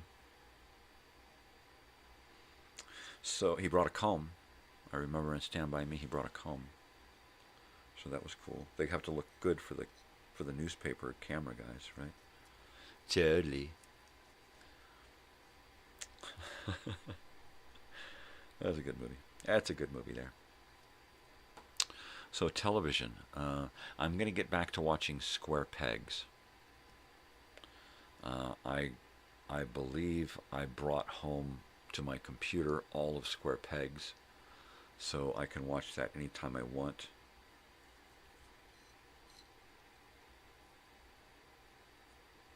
Yeah, my internet resources. I really enjoy going out through the internet, never having to leave my chair, never having to go to the libraries or the video stores and stuff, and finding way more way more than I could ever find at like an old school video store. I'm kind of bummed that at the mall there used to be this video store. It was a video bookstore, record store. They had DVDs. They even had old VHS and LPs and stuff. And it was there. And then, of course, when a lot of businesses failed because of the bullshit that they threw on us, yeah, we lost, a lot of good stores at the mall. We lost a lot of good stores everywhere. It's a bummer. So right now I'm watching a TV show from the early 2000s called Numbers. And it stars Rob Morrow from Northern Exposure, right? That was a great show. I loved that show. So when he came back with Numbers, I was like, oh yeah, I'll watch that. It's got that Jewish doctor in it. I'll watch that. So now he's a Jewish FBI agent. And his father on the show is Judd Hirsch from Taxi. And Independence Day has got him in it as well, in one of my favorite dad roles in Independence Day. He's just hilarious in that. And he's got that same kind of shtick in just about every role. He recently did a show called Superior Donuts, right? On Prime, I think you can find Superior Donuts. Funny show. It's only 2 seasons, but funny show. He does a great old guy. Old guys usually do great old guys, especially if they've been acting for a long time. Then they man, that's who you want. If you're going to have an old guy in a show, you don't want an old guy who's just gotten into acting in the last 20 years. You want an old guy who's been in acting like since he was 20, right? That's what you want. If you're going to have an old guy in a movie, you want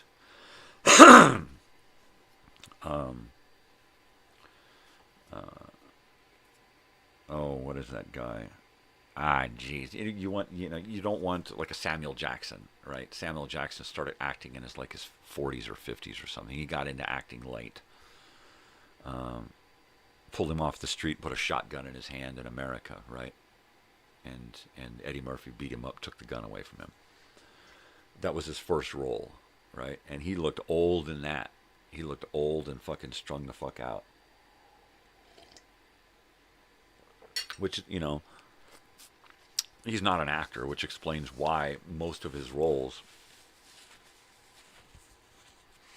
the extent of his acting is screaming motherfucker. So, I could do that. Come on, motherfuckers. Motherfuckers. But, you want somebody who's been Dean Stockwell. That's the name. Dean Stockwell acting since he was a little fucking kid, right? Right, Richard Crenna, right? Same thing.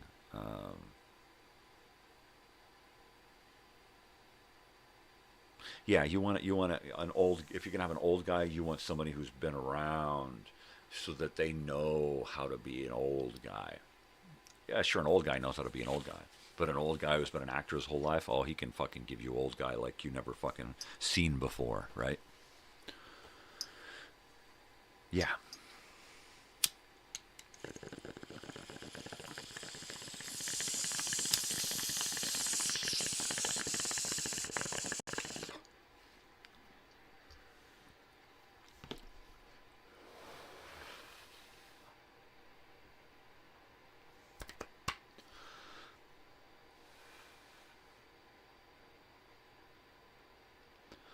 Yeah, there we go.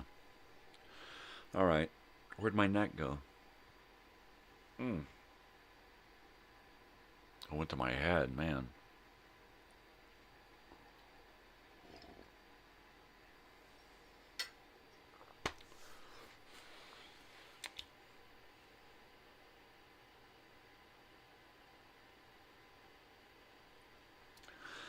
Yeah, maybe I'm gonna try real hard to switch to edibles. Try to get a little more time. And once I get my teeth done, I want to get back into singing. And all the smoking is not good for that. So I think I'm going to have to figure out how to cut down my smoking. The edibles nowadays are pretty damn good. I'm just not used to them. What I'll have to do is I'll have to take a day or two off of smoking. And then, when the pain is completely unbearable, start taking edibles. And I think that's about the best I can do. And then if the edibles are like effective and they work full time, then just stay with that.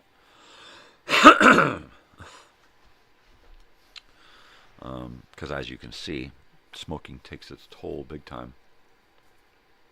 So yeah, anybody ever asks, you know, ooh man, and marijuana, man, it's good. I want to try that. Don't try it. Don't smoke. Do an edible. Do something else. They make all kinds of other stuff now. You know, infused drinks and stuff. Do that. You know, then you're not poisoning yourself any worse than anybody else or with any other. But smoke is bad, period. Don't matter what kind of smoke it is. Smoke is bad. Cigar smoke, tobacco smoke, cloves, marijuana, you know, campfire. Oh, campfire's horrible. Smoked meat. Oh, geez. So smoking, bad. Avoid smoking, period. Whatever it is. You know, avoid eating it in its, or chewing it, or anything like that. Tobacco, chewing tobacco, like marijuana, chew. No, that's not good. If you can find an organic, like non-sweetener, I'd like to find something that's made with honey, like honey cough drops that's marijuana infused. That's what I would want. Something that has no sugar, no preservatives, no bullshit in it, just honey, and you know, infused with you know, sativa THC. That's it. How do I get that? Because I'd put that shit in everything. I would if I had a thing of honey that was completely infused, right? And one spoonful is like a 10 milligram dose. Then I'm thinking, yeah, that'll work. Right? Boom, there's my in the morning, there's my pain right there. Put it in my tea. I can get done with the coffee, go right into some good decaffeinated tea. Get up in the morning and do that. If I want to get up and get a jolt, I'll have a little wake up tea, you know. But I can avoid the sugar, and I can avoid the smoking. Yeah.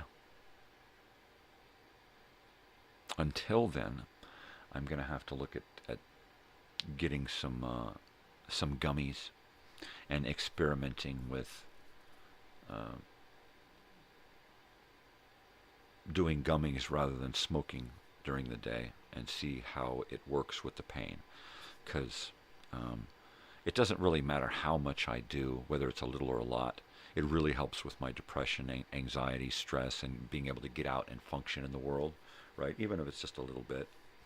So I'm just worried that by eating it, it's going to be too out of control, and I won't be able to manage the buzz, the high, right? Because smoking it goes straight to my body. I very rarely get a head buzz out of it. When I'm eating that stuff, man, I get fucking loopy. And that's when I start getting giggly and I start feeling like a teenager again. And then I don't get anything done. I just sit and goof on everything. So I need to find the right tool to deal with my pain. God, some kind of infused honey would be perfect, right? That would be great.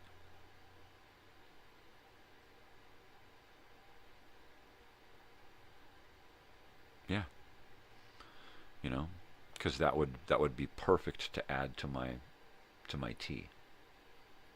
And then I could just, you know, it's like, okay, in the morning, get up, have some tea, do that, go about my day. And I could just sip that tea all morning, you know, so that I don't just get fucking wasted, but have a little, you know, ease into it and manage my pain.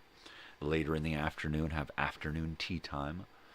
You know, in the evening, I could have tea with like a decaffeinated tea. That's great.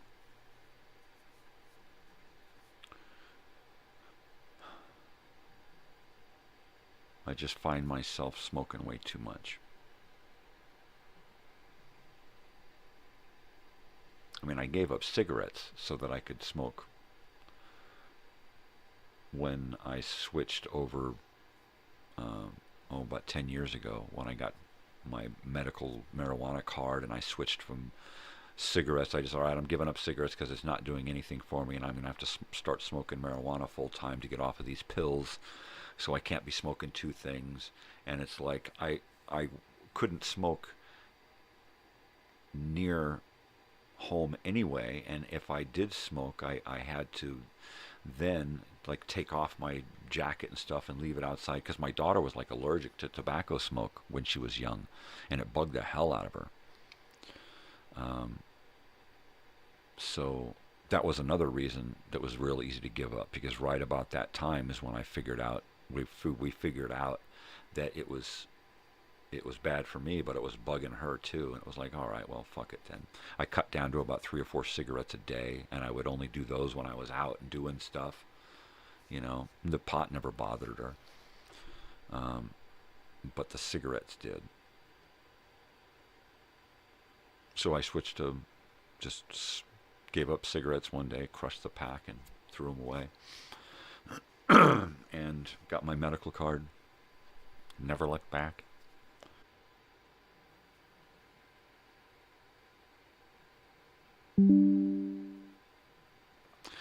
Well, I'm back. I'm back because I was frozen here for a second. Hey, there I am. Because, you know, every once in a while, my OBS program here says, we're going to stop. We'll be back in a second. But when it gets to here on YouTube, it's pretty much just a quick glitch. So you don't miss much. Because hopefully by the time I notice it dings over here and says it's disconnected, it's still live. And then if it reconnects quickly, we never lose a beat. It just kind of glitches. So, yeah, thanks for not abandoning me. Abandoning me. I have to heat that up. Damn. Yeah. TV. Yeah. Oh, let me heat up my coffee. We'll talk more about television.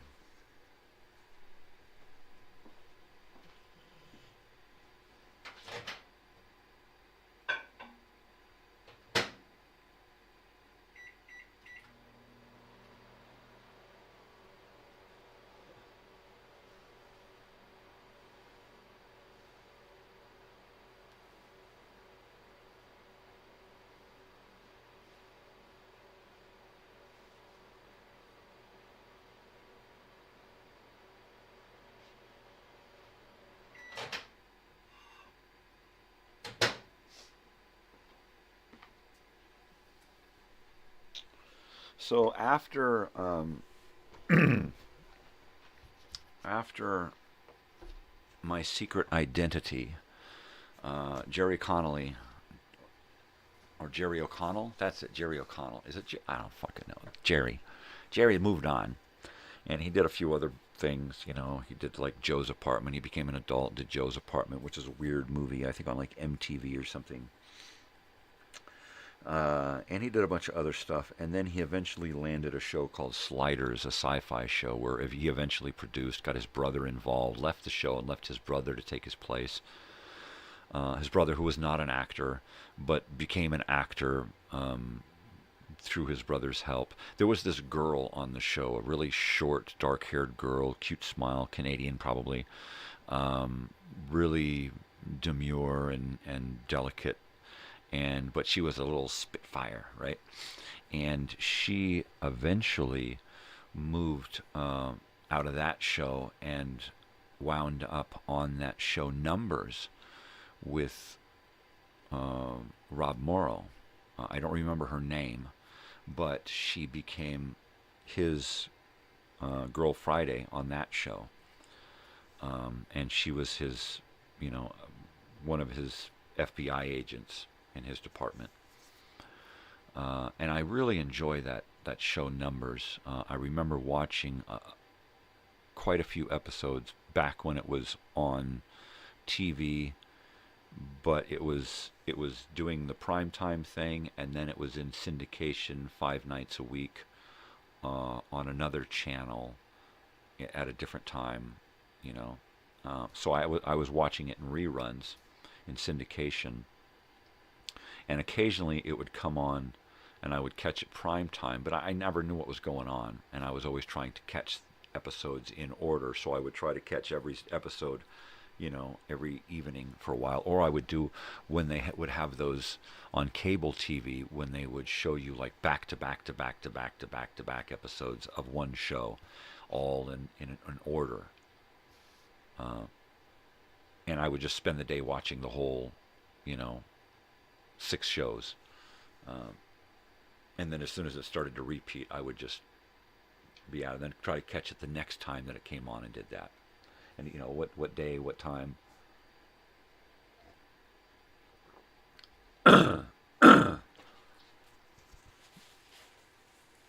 I don't know that I've seen any of these episodes before. I'm on like episode 3 or 4. And it's just one of those neat. I know nothing about math or science or any of that, which is probably why it's appealing. Because I can go, ooh, it's a mystery. Math is a mystery.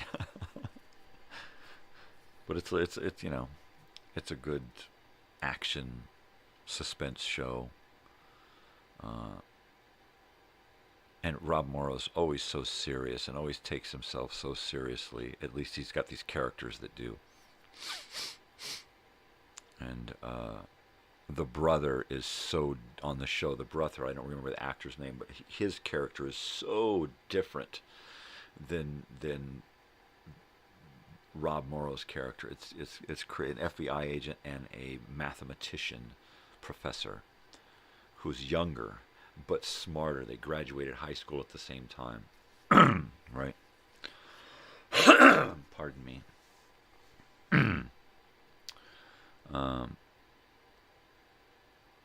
It's just a really, and then the father and then the mother who passed away when they were young, and there is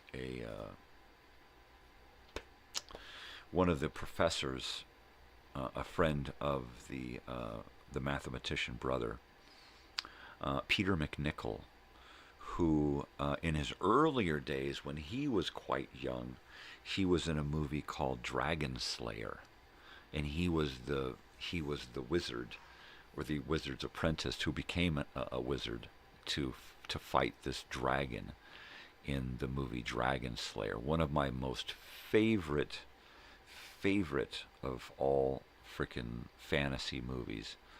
I don't know why.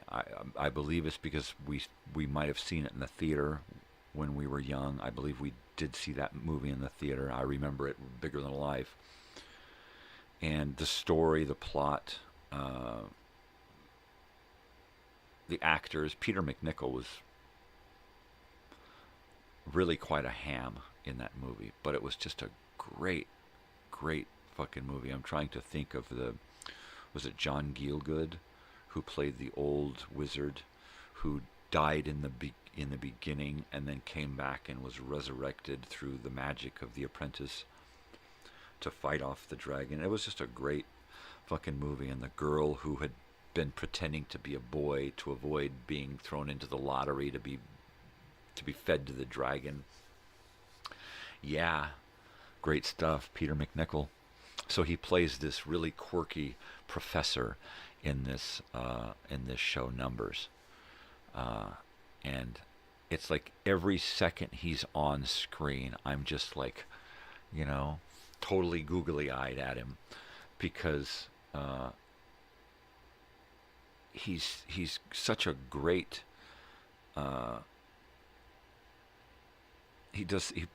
such a great portrayal of kind of the together absent-minded professor, where he's got it all together, and his mathematician friend, this guy's a scientist, his mathematician friend is coming to him all the time for help because he's always scrambled, right, with his own brain chemical imbalances, right? He's got issues. So Peter MacNicol, he's this scientist that's got it all together, yet he has to ask, when we met and you came up to me just now, was I leaving the building or was I going into the building? Because he has no clue whether he was coming or going, really.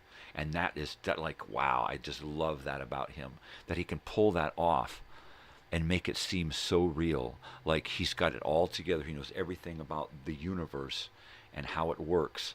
But was I coming in or going out?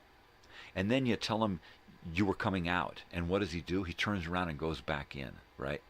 And he's just, that one little quirk about him, that he's just so absent-minded. He like the perfect absent-minded professor, right? And the mathematician guy, Rob Morrow's brother in this, he is, he's dealing with his own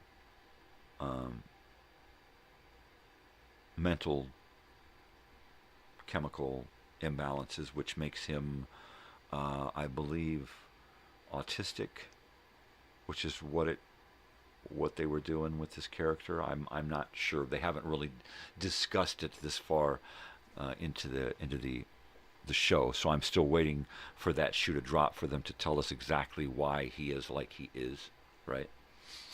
So there's kind of that thing. But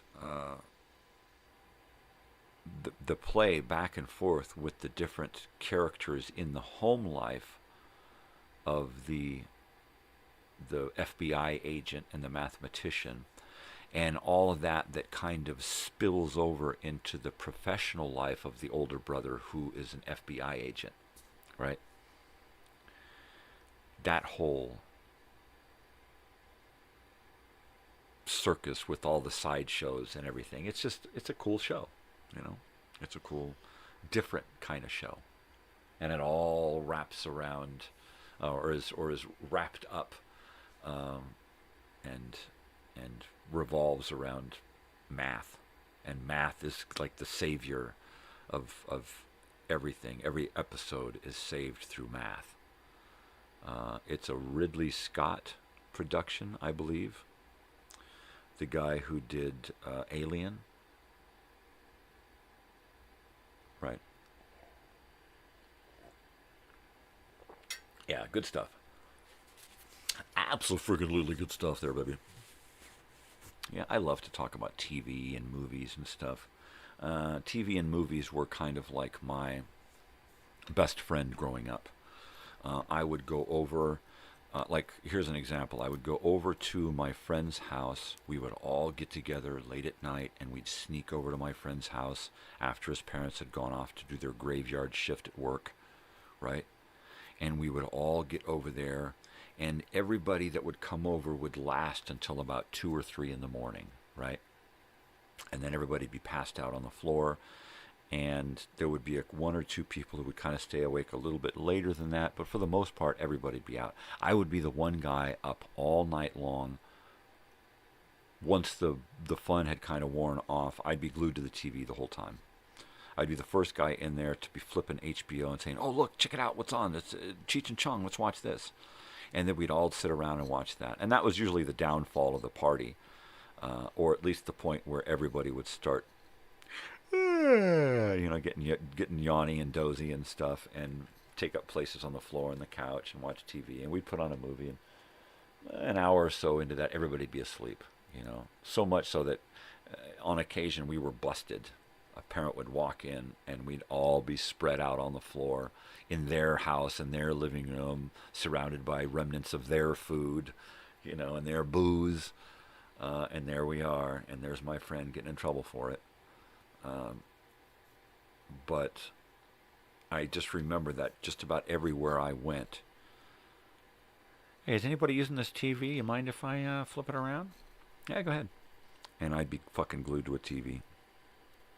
Watching something, movies or TV shows or documentaries or fucking anything that I could put on that they could stomach watching, that I really wanted to watch, I'd be putting it on. Yep.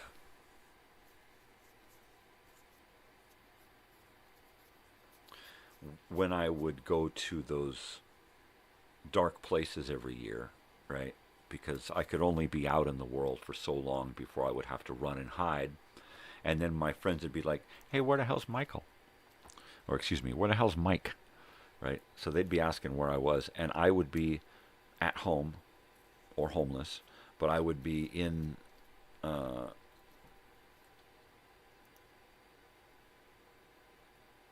TV somewhere, right? If my only escape was to go back home and live with my father, then I was there, and when he was gone, I was buried in that television and hiding from the world, And he wanted me to get up and fucking do something and get a job and do all of this, and I would, but he wouldn't try to understand what I was dealing with, right? And Vietnam guy, been through a lot, got his own PTSD, which he passed on to his children. I know because I got it big time. I spent the most time with this guy. But I would just bury myself in the TV, try to catch as many episodes of one particular show as I could, listen to records. I would do anything possible, anything that I could, to avoid thinking about the outside world, because just fucking, it scared the hell out of me, and my interaction with it scared the hell out of me. A lot of times I would just see, after being out in the world for so much, every day, doing, working, going to school, having a job, whatever, I would get to the point to where I would just snap. And I didn't want to get to, after a while, I didn't want to get to that fucking point. I wanted to avoid being pushed and bullied and pushed and bullied and pushed and bullied so much by an employer or a fellow employee that you finally just scream in their fucking face and get fired, or you just throw your shit down and walk out because you don't want to scream in their face and get fired. So you just quit. "Hey, where'd he go?" "I don't know, he just walked out." I asked him about something, he just turned red and walked out, right? And I have avoided a lot of prison time by turning around and walking out, right? Because there have been a lot of times where other people in my position with my issues would have just freaked the fuck out. And I have, but they would have freaked the fuck out so bad that they would have been cuffed and gaffled and hauled away, right? And I've never let myself go that far. I've seen myself go that far. I have been at the point to where I have been ready to just dive on somebody and start eating on their face, right? Just so close to freaking the fuck out. Where people have looked at me and they've looked into my eyes and they've seen their own death, right? And they just kind of back away and just, "Okay, sorry," and walk away, I have made guys a foot taller than me. I'm 6 feet tall. I've made guys a foot taller than me be afraid. And I was more afraid than they were, right? And, yeah, it scared the hell out of me because I was afraid of what I might do to somebody, especially somebody who was much bigger and stronger than me. Because at that point, and like most of the situations like that I have been in, I see two outcomes, only two, right? For me and for the other person. There's only two outcomes, and it's either prison or the morgue, right? And at that moment with one of these guys, this big guy looked into my eyes as I looked up at him, ready to just start chewing, right? And he literally backed away, reached behind him, opened his door, and while looking at me to make sure I didn't dive on him, got into his van and said, "Okay, I'm sorry," and he got it and drove away, right?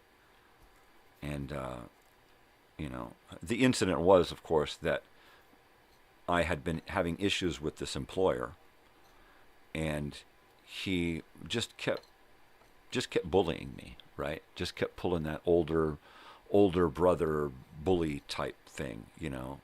And he just kept talking shit, and he kept fucking with me. And one day I just said, "Man, you gotta fucking ease up, you know? Just quit it with the fucking high school bullshit." I think that's what I said. I said, "Enough with the fucking high school bullshit, dude. You know, fucking come on." And I got home, and he had called my house and left a message on my answering machine. I had an old tape answering machine. And he had called the house and left a message basically firing my answering machine, right?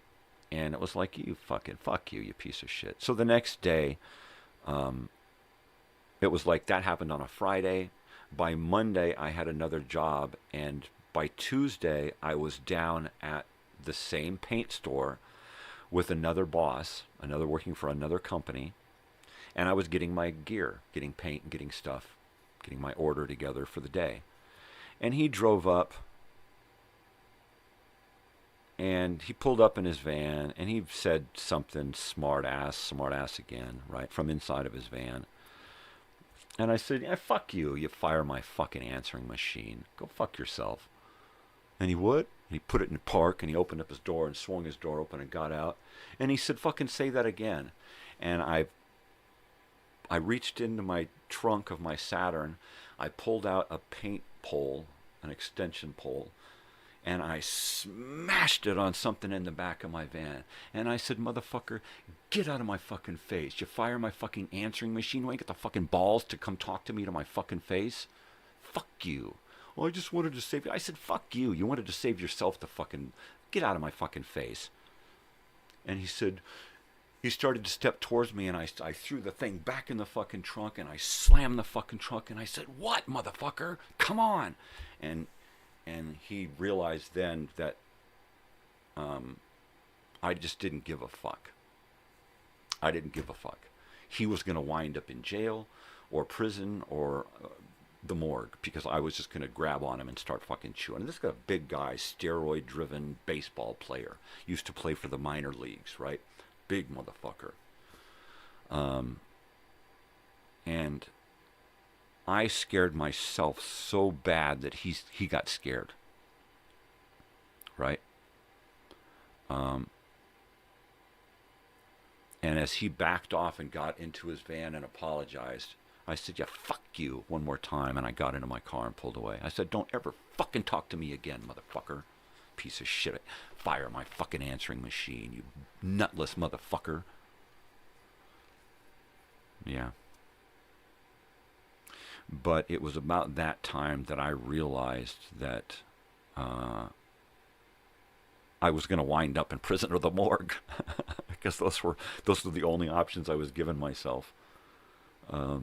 And if you fuck with me today, I'm still the same. You know, if you fuck with me today, you're going to have to pick a direction you want to go in. I'm not going to stop until you kill me or I kill you, basically. So that's pretty much it. You know, you have to pick a direction you want to go in. Do you want to go to prison, or do you want to be scraped off the floor?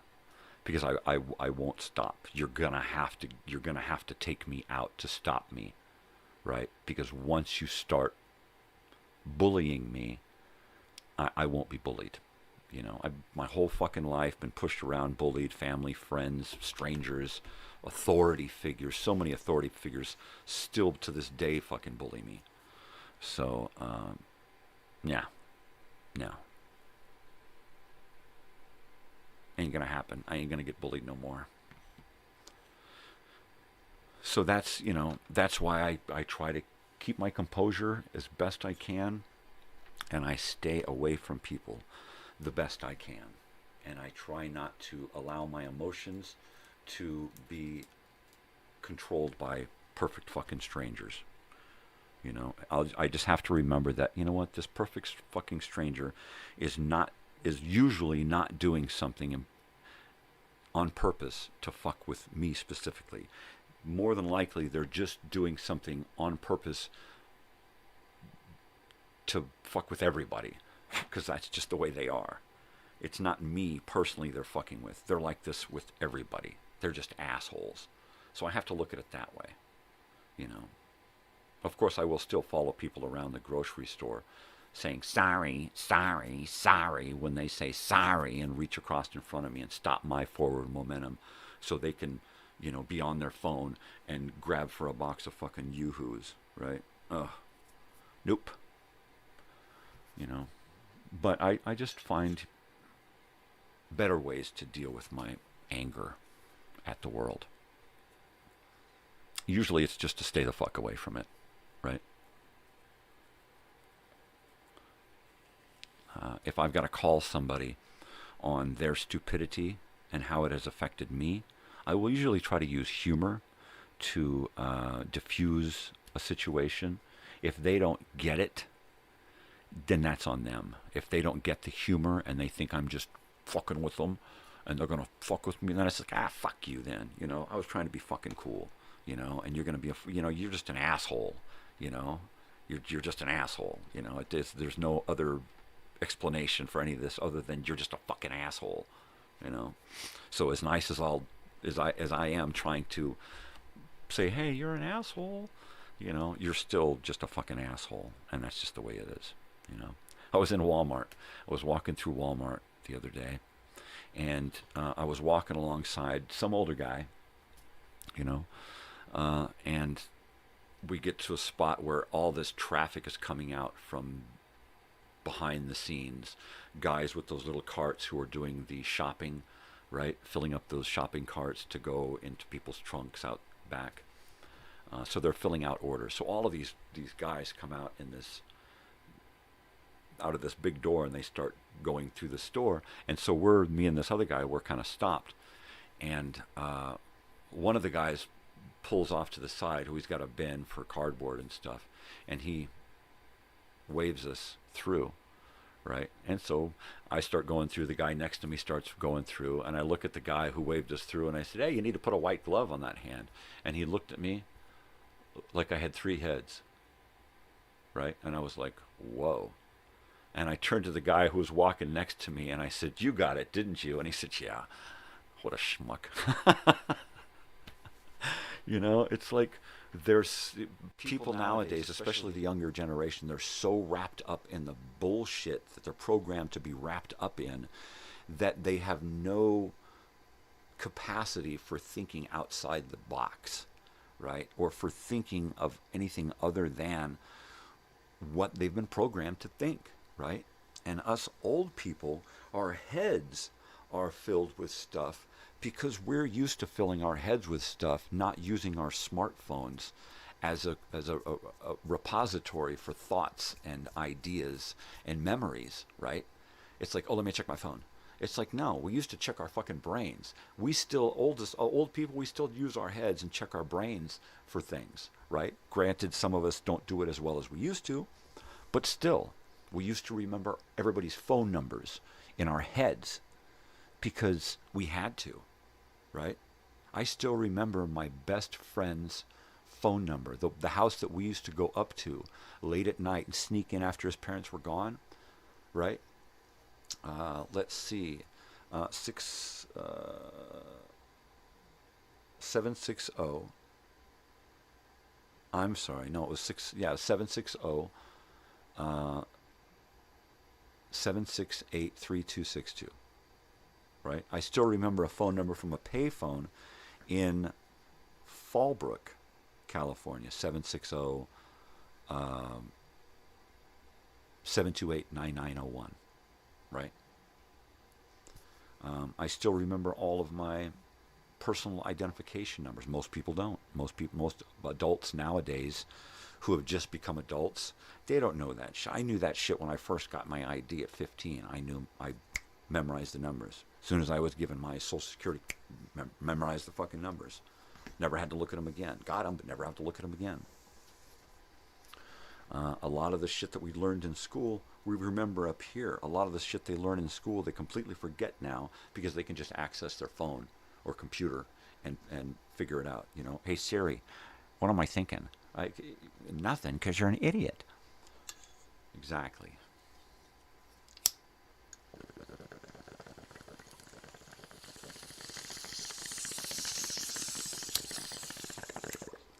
People don't have the capacity for collective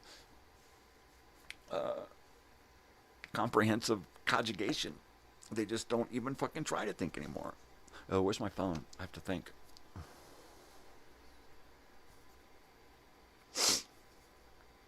I remember shit that I don't even fucking know that I remember until I start talking, and then it's like all of these things come out that are just in here, right? All of the memory connections start coming to life.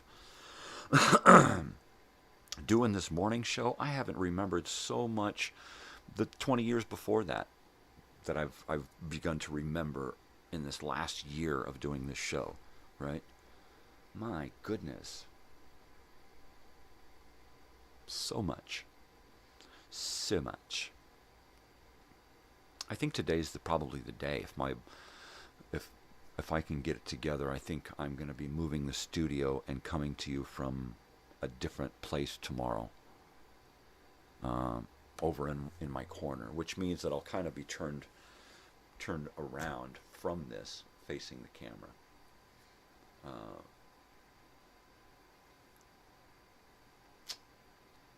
Yeah.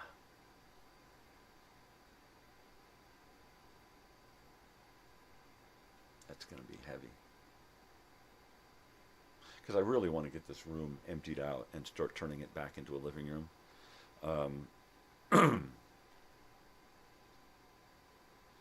At the same time, doing a live show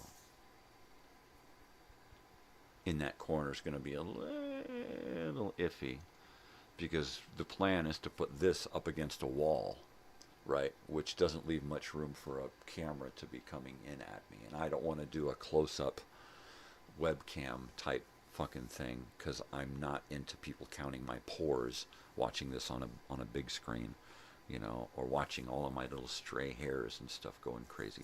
Fuck that. This is about as close as I want to get, right? This is about it. On occasion, I've done a little bit of close-up stuff, but this is about as close as I want to get, you know. Stay the fuck back, all right, people? Stay the fuck back. Back off. Jesus.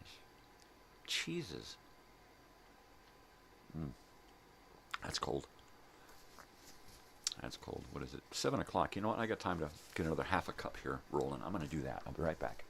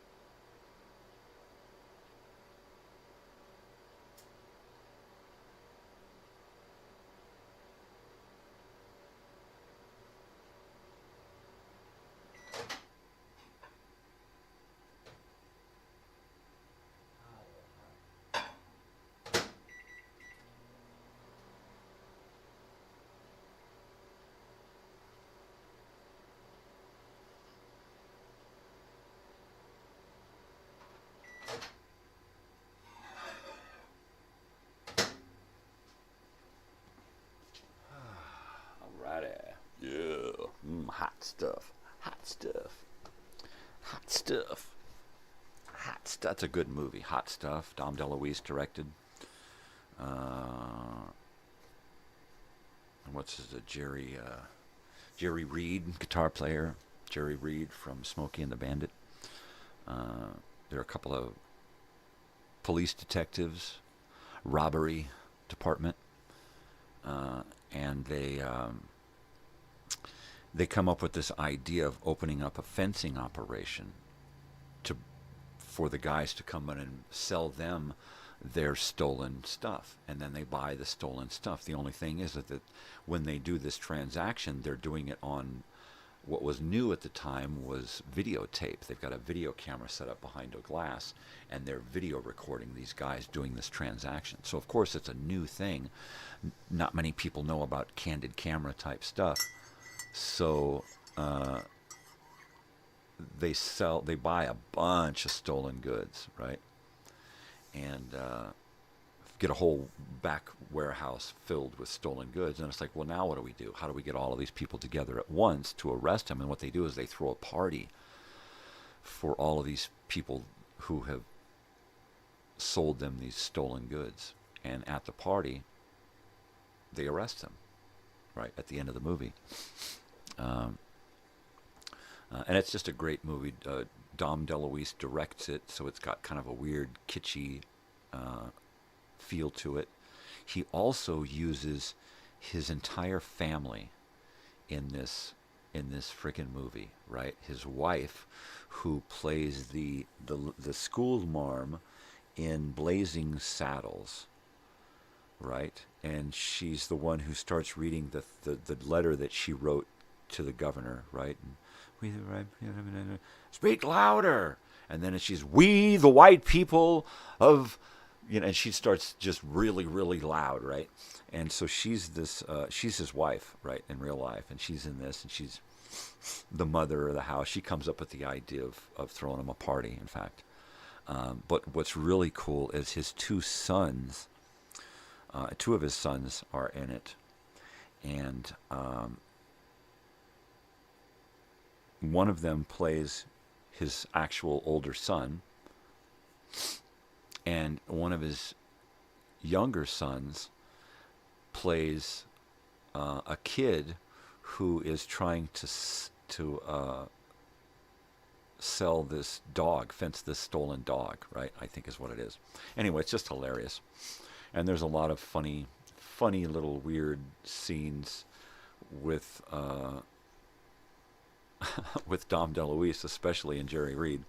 One scene where Dom DeLuise is out there working the fence, and a couple comes in, an English couple comes in, rich, snooty-looking, really rich-looking English couple, and they show up, and they want to fence a bunch of stolen Acapulco Gold marijuana, right? But the only way they'll do it is if Dom DeLuise's character smokes some with them to prove that he's not a cop. And he does, and he gets just wasted. And the scene where he's just sitting there getting loaded and laughing his ass off, it's just a beautiful Dom DeLuise moment, right? The scene's all about him and all about his laugh, and his eyes are just, he's crying, he's laughing, so he does such a good stoned guy. Because back then, in the 70s, the main thing that was marijuana was like laughing gas, right? That's what it was. The first time I smoked marijuana, I laughed myself to sleep. Granted, I was like 12 or 13 years old, but he just does such a great job in that scene and in that movie, and then directing it as well. Hot stuff. Jerry Reed does the theme song and some of the music. It's just a wonderful, wonderful movie. Wonderful movie. I first saw that one on TV.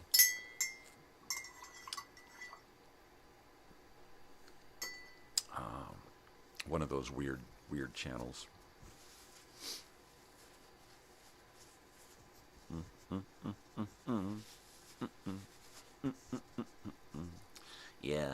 absolutely. I'm kind of bummed about Hardcastle and McCormick.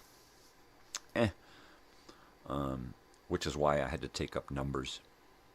I was trying to get my wife into watching Numbers because it's a really great chemistry between all of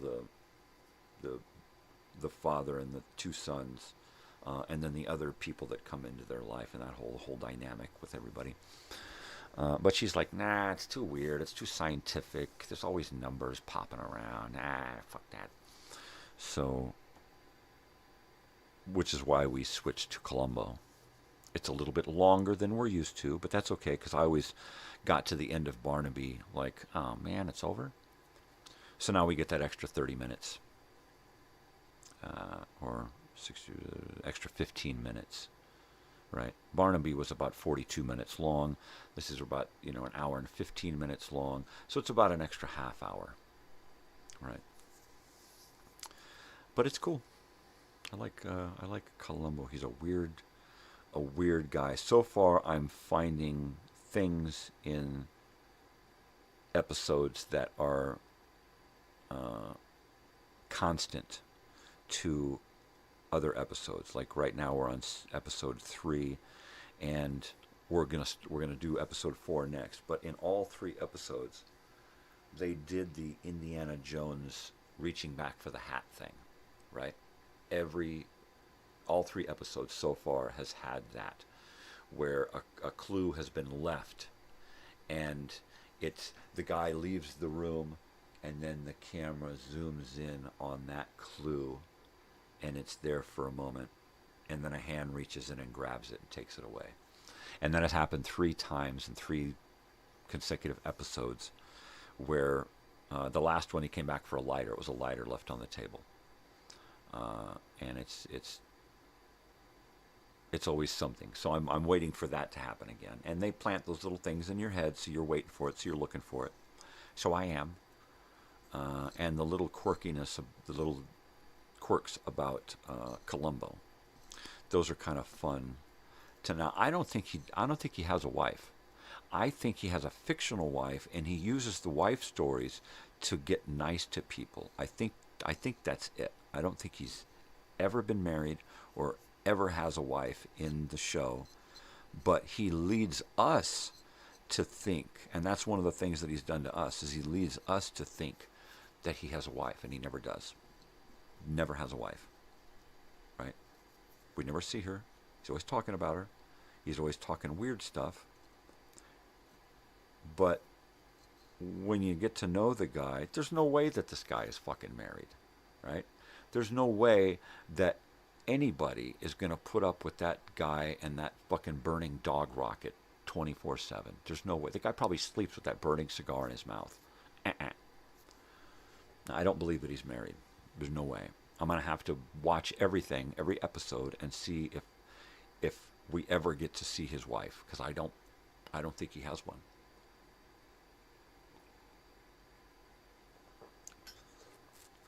I think he's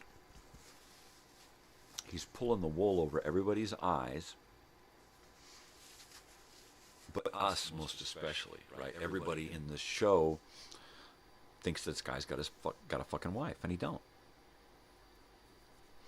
So I'm waiting for somebody to come up and say, "Man, you ain't got a wife." I'm pretty sure he doesn't. What are you gonna do? Sue me? Tell him, chicken. Tell him. I'm telling you. Yeah, you don't want to call Ace a liar. The holiday chicken there, he gets pretty upset. That's right.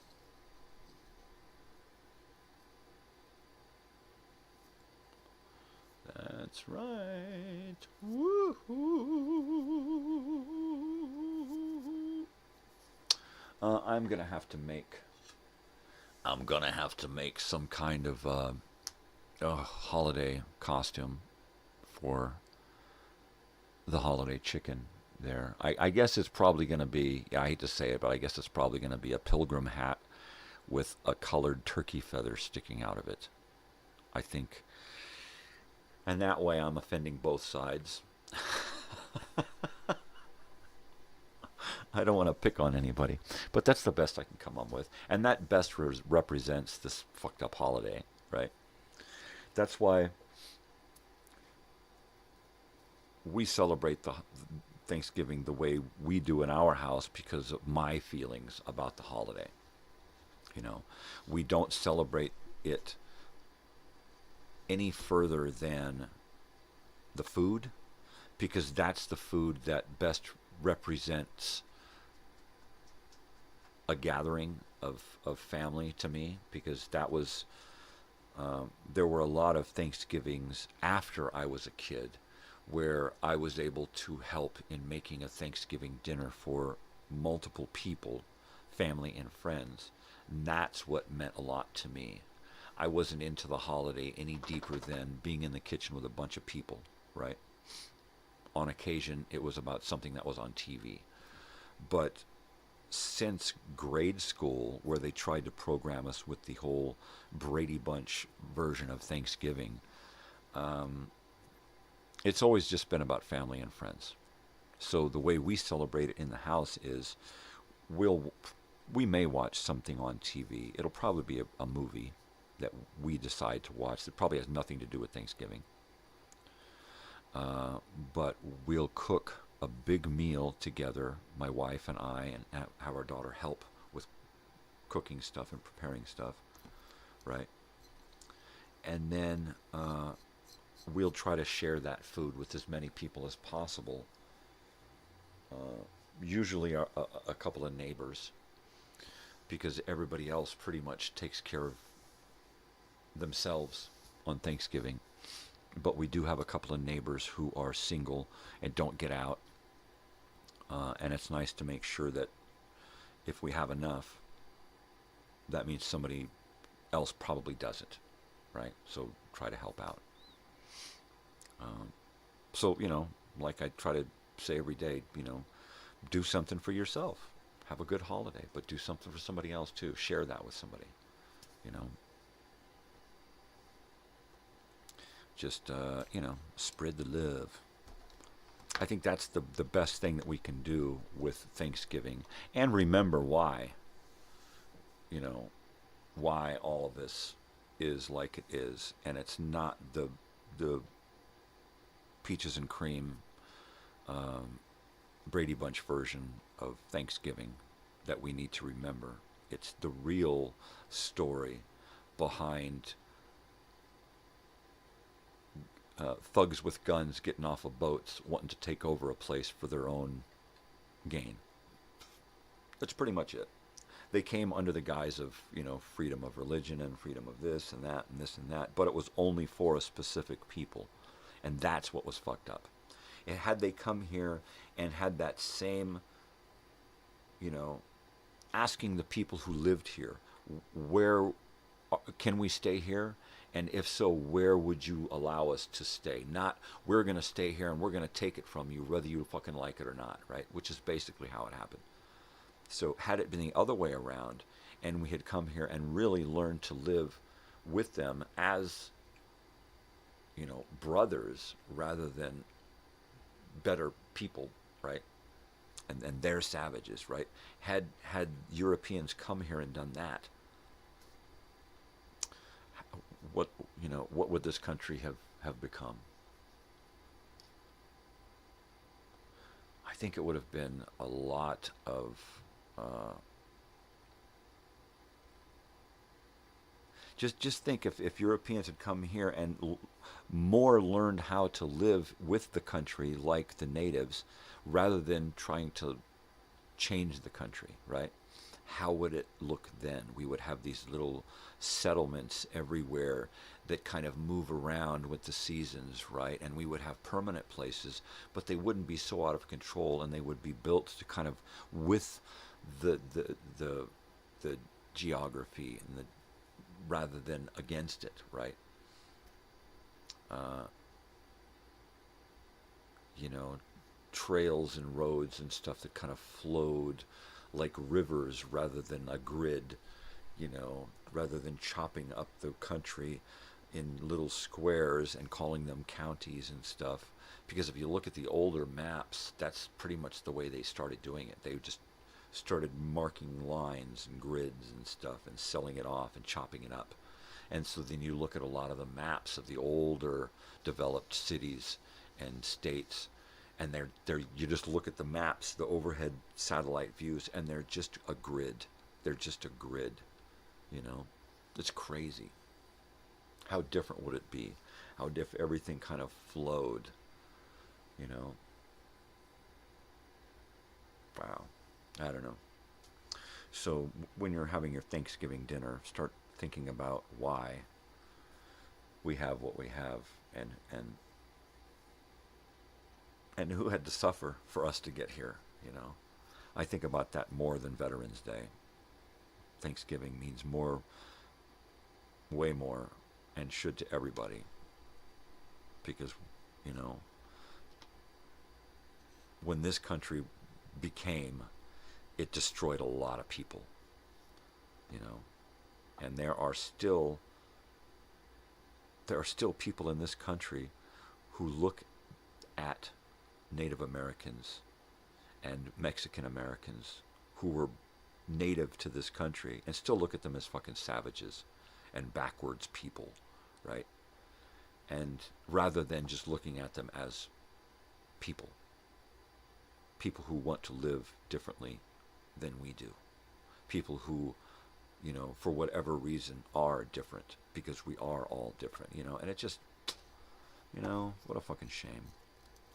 What a shame. And if you can't look back at the reality, not the programmed reality, but the reality, the real reality of what happened and why we're here, you know, then go watch a football game and, you know, and eat your turkey leg and not realize what it's all about. Yeah, sure, well, I'm surrounded by my family. It's family and friends and everything. Yeah, go Packers. Whatever, you know. It's not the same. It's not the same. When you celebrate a manufactured holiday for ill-gotten goods, right?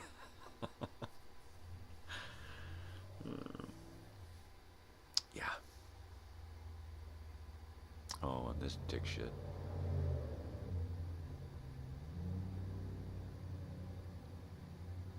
I'm gonna hose that bastard off. That bastard, this frickin' Mustang, come bopping around here all the time, revving his fucking engine, drives circles around here. You son of a bitch. Yeah, I used to be concerned about ambient noises, and then I realized this show's done in my fucking living room. I mean, what am I concerning myself with real life noises? This is the realest reality show out there, you know. It should have those noises. It should have the sounds of the dogs in the kitchen and the heaters and the fans and the air conditioners and whatever.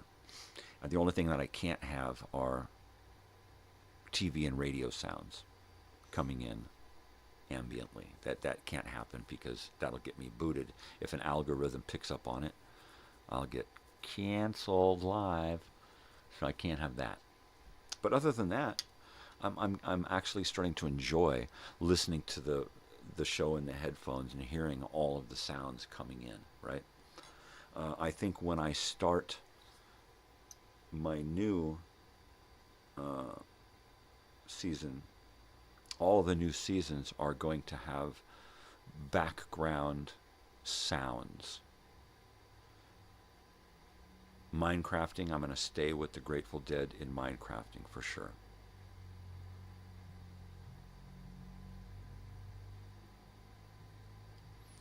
The nighttime nonsense and nostalgia, that has its own music. The morning show, it's going to be back and forth. It's going to have theme, and it's going to have music. It's going to have segue music. It'll have background music during much of the show. I'm not going to be sure what it is. I'm probably going to stick with a lot of Grateful Dead stuff, just because there's no copyright bummer on it. You know, they want you to use their music. They want their music to be shared and to exist and be out there for everyone, you know, and that's bitching. I had planned to create a lot of my own music for my channel, themes and whatnot, and I want to try to get back to that. When I'm doing my themed morning stuff, I'm going to try to use my own theme music as much as I can, but I'm going to have to get past the whole dental thing and health thing and then get into creating again. I'm going in.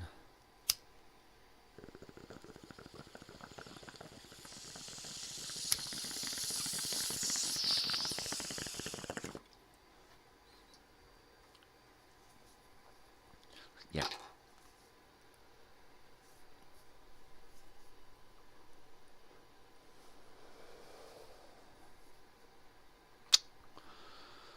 Well, we're ticking down this last hour here. Last night's Minecrafting was quite an adventure. I actually got to finish my stairway down into the mine that I found and make it completely safe so that even if somebody shoots an arrow, I'm okay. Even if an Enderman spawns next to me, I can still run and hide, and they can't get to me because it's too low, right? And then I have a safe house down in the mine so that I can have a safe place to run to, no matter what. A safe place to sleep. I found a big giant open room, right? And I think what I'm going to do is I'm going to turn this big giant room, which has got an entrance in and an exit out, and I'm going to turn it into like a big tomb type room, something you would see inside like a pyramid. I'm going to stack blocks up all the way around in the room so that it has the appearance of being created rather than grown. And then fill it with a whole bunch of stuff, artifacts and things that I can gather and create. And I'm just going to gather and create as much stuff as I can find and put it in there, in that one big room, and then that will become my main place. You know, I think I'll put a loft up in one corner.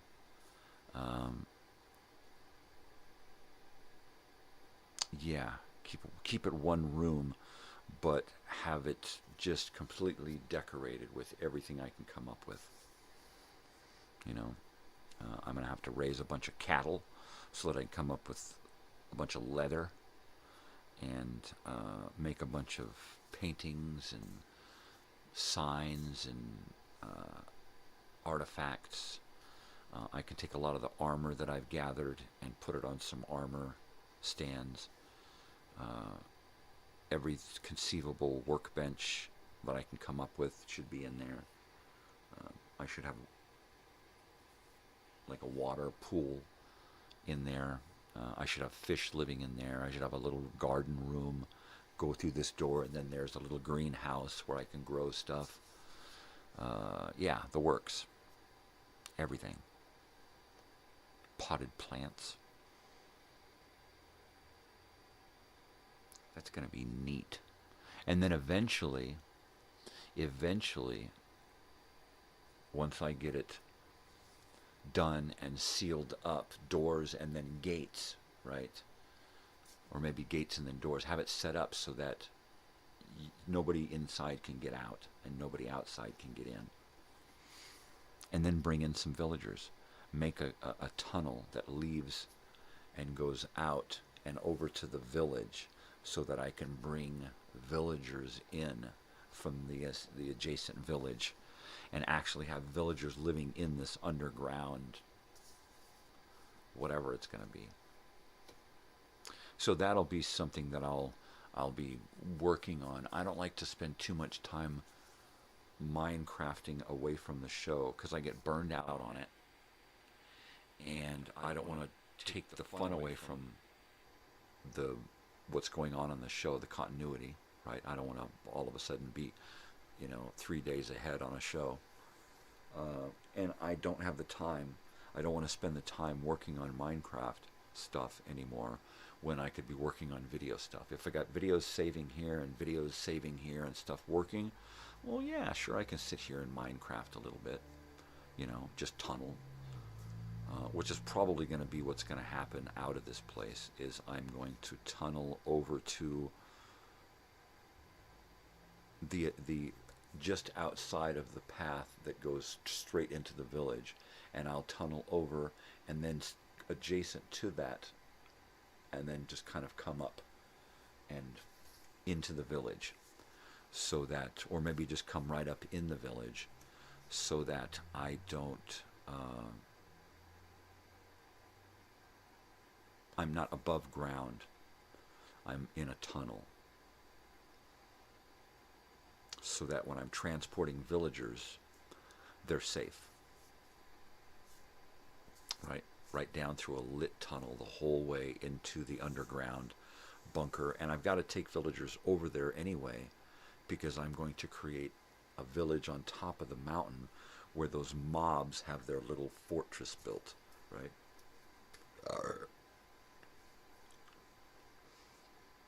I've turned me playing Minecraft into a TV show, right? I've seen this on YouTube all the time, people gaming and doing stuff in Minecraft. I'm trying to make it more like an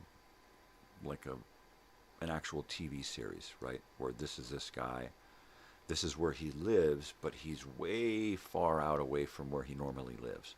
And so he's trying to build a life here until he can figure out how to get home to where he has everything that he's ever known, right? That's the show. We're in episode 9 or 10, and somewhere along the way, my character has found the Grateful Dead, and we listen to the Grateful Dead now.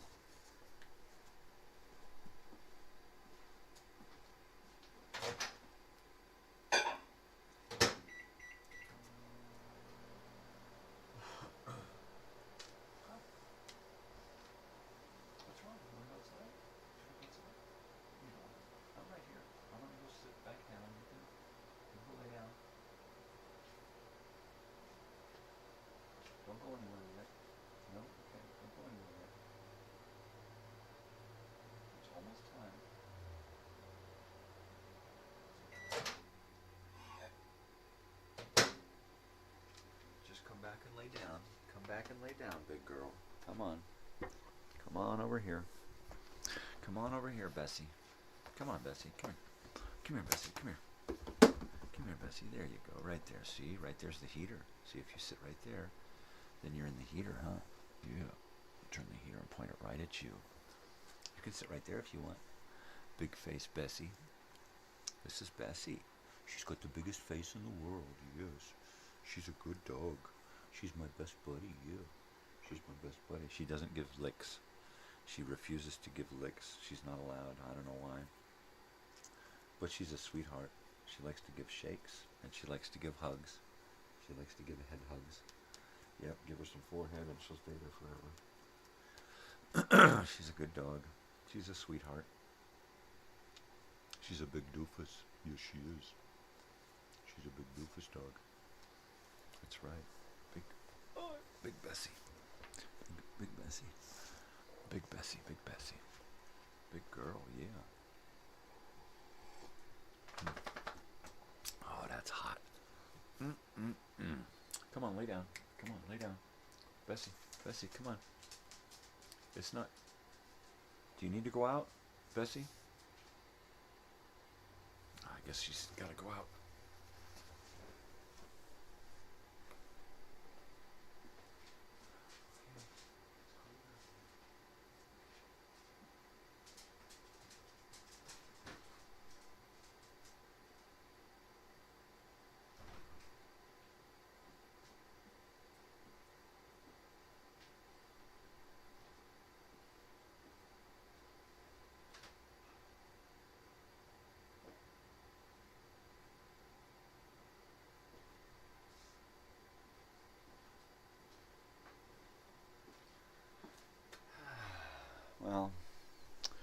The dogs are starting to wake up.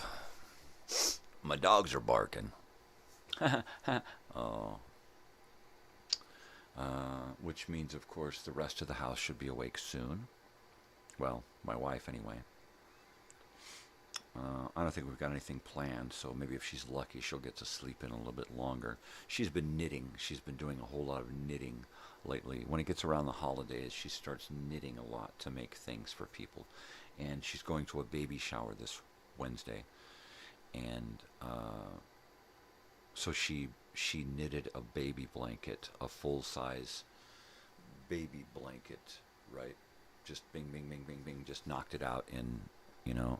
She did a lot of it yesterday because we had the day off, and she just sat there and just went through like a roll and a ball and a half of yarn, and finished it off. And she just kept, you know, I need another.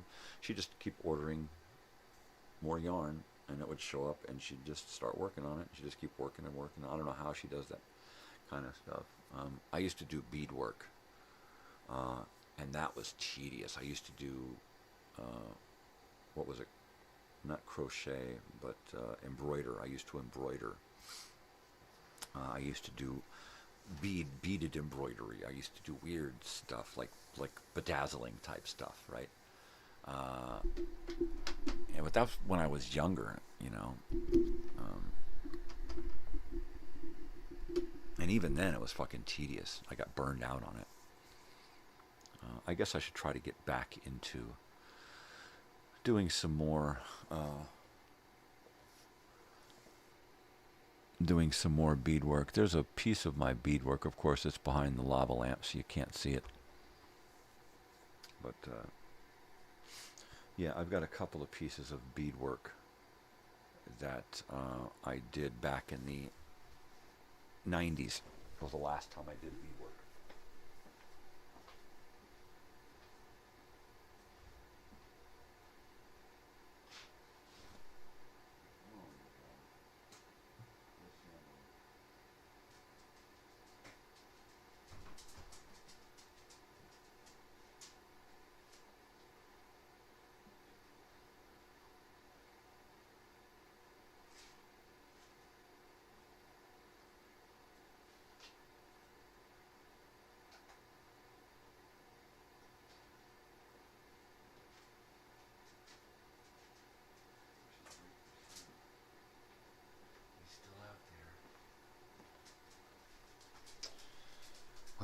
Big dog is in, but we're still waiting for Sam to figure it out so I can close the door. Yep, I still haven't done doggy doors yet.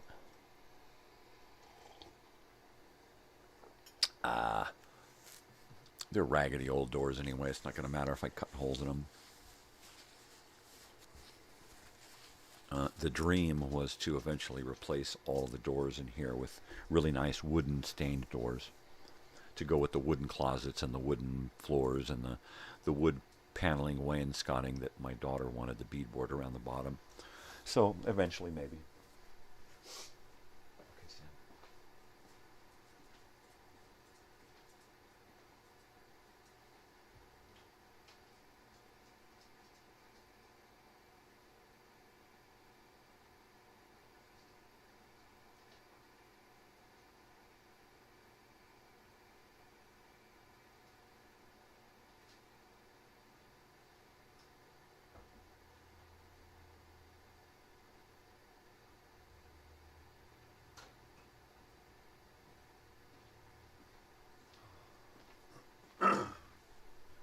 All right. I guess if I'm lucky, the dogs are situated for the rest of the show.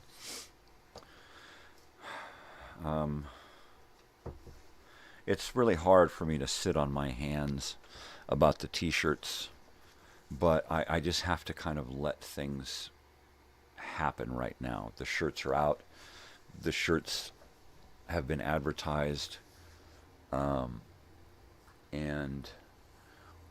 I'm just kind of waiting for everybody to get their shirts and get their donation packets. And I'm hoping that at least half of the people can gather at least half as many donations as I've gathered, right? If we can do that, I think we have a chance of pulling this off. And then if we can do that, and they can tell 10 friends, and then those 10 friends can tell 10 friends, and so on, so that everybody we've got on the invitation list, which is upwards of 800 people, if each one of those are hit on for donations, and then at least half or a quarter of those people actually donate, we can pull this off easily. You know, we can pull off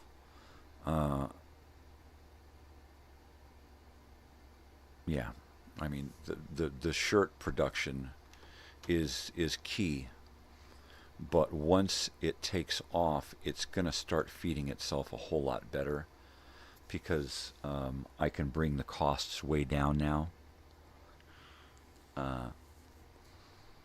You know, I went into this just saying, you know, help me do whatever you can do, and now I know that I can get more done myself, and then just have them do specific things, specific tasks, and then just have to pay for those specific tasks rather than the whole production, right? So there's that. So at this point, I'm just kind of waiting for data. I'm waiting for people to chime in with donations. I'm waiting for things to kind of build up some steam so that it can get that wheel cranking.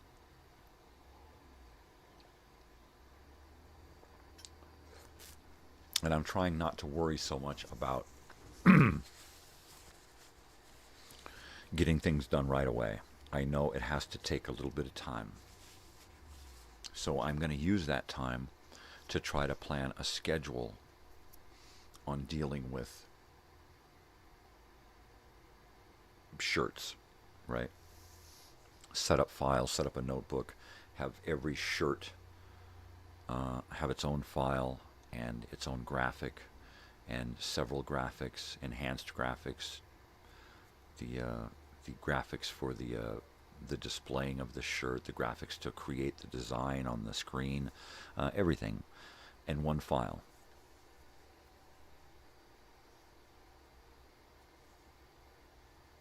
Keep a running budget of everything, money in, money out, where it's going, who it's from.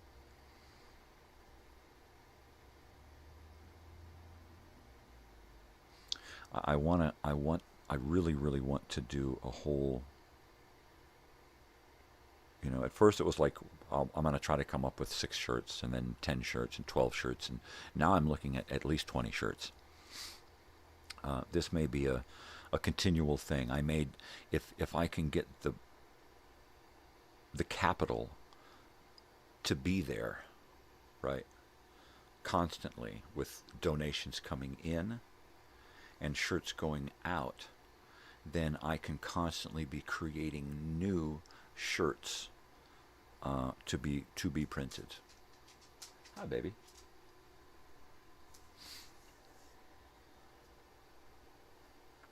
I've decided that I am probably going to be, while sitting here doing my new morning stuff and going through each day, dealing with the different physical aspects of each of those themed shows, actually having 8 tracks and movies and stuff. I'm going to be curating that stuff to sell it, so that I can actually gather more money to pull this thing off, as well as money for this channel, right?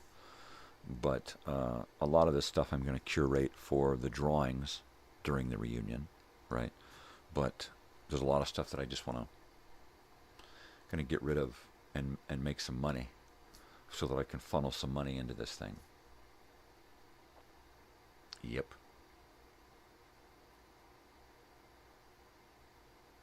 Because if I'm doing record day on a Throwback Thursday and I've got records around me, I'm going to have a record player or two. I'm going to be talking about record players. I'm going to have a disc washer washing a record behind me and talking about that, talking about how to clean a record when you're listening to it, and you know, all different aspects of records, LPs, 45, 78s, you know, right back to the wax cylinders, you know.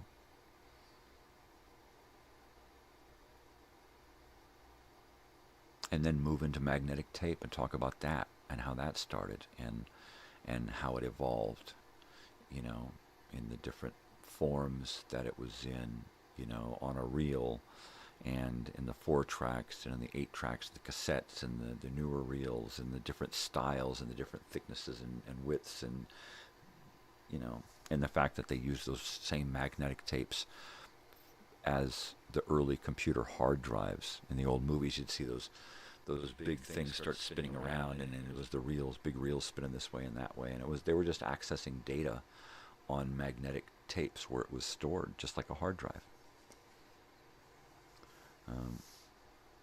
So to be able to go and in depth talk about this stuff, and then have physical representations and video and stuff about it all, you know, and it's like, okay, we're going to watch a movie on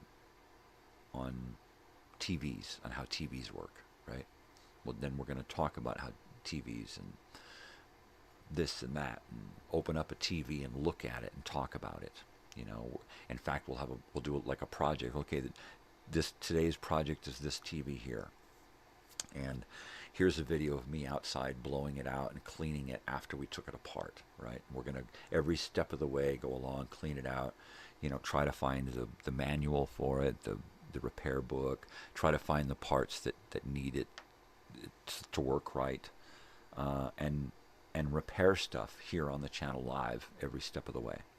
That'll be fun.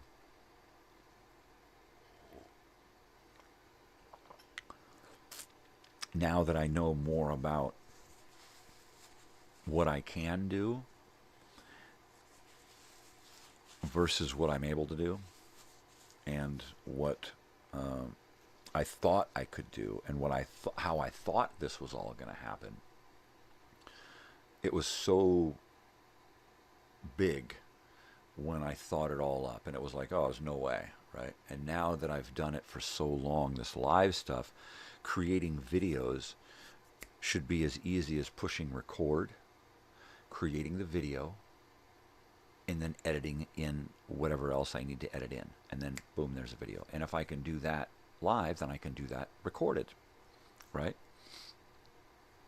So that's what I'm going to be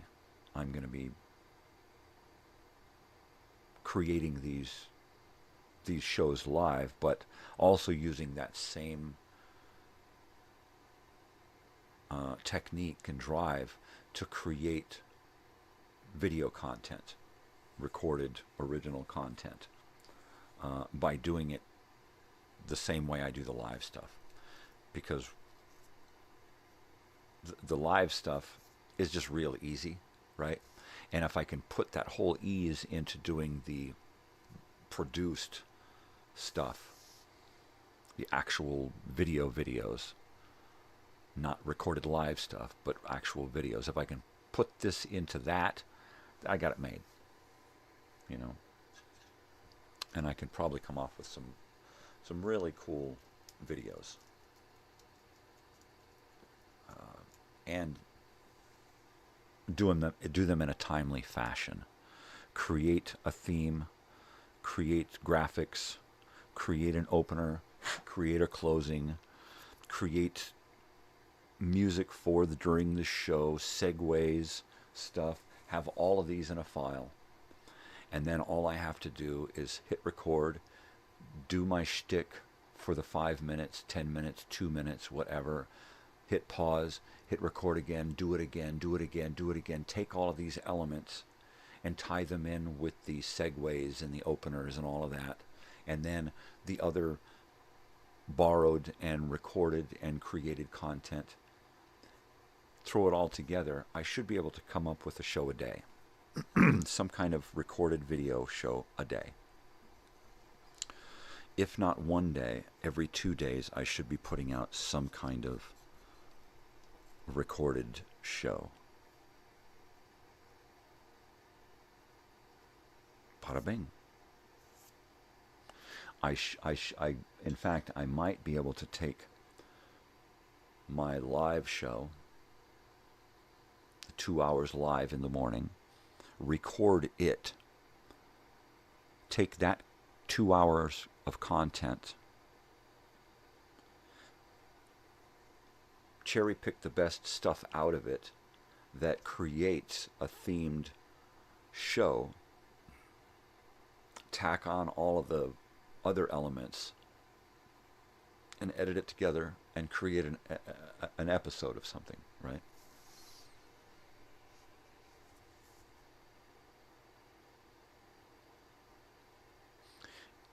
Why not?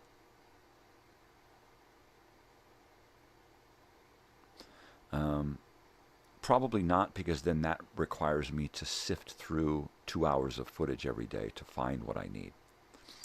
Rather than that, I may use that show as a way to create the content for that episode that I want to build, right?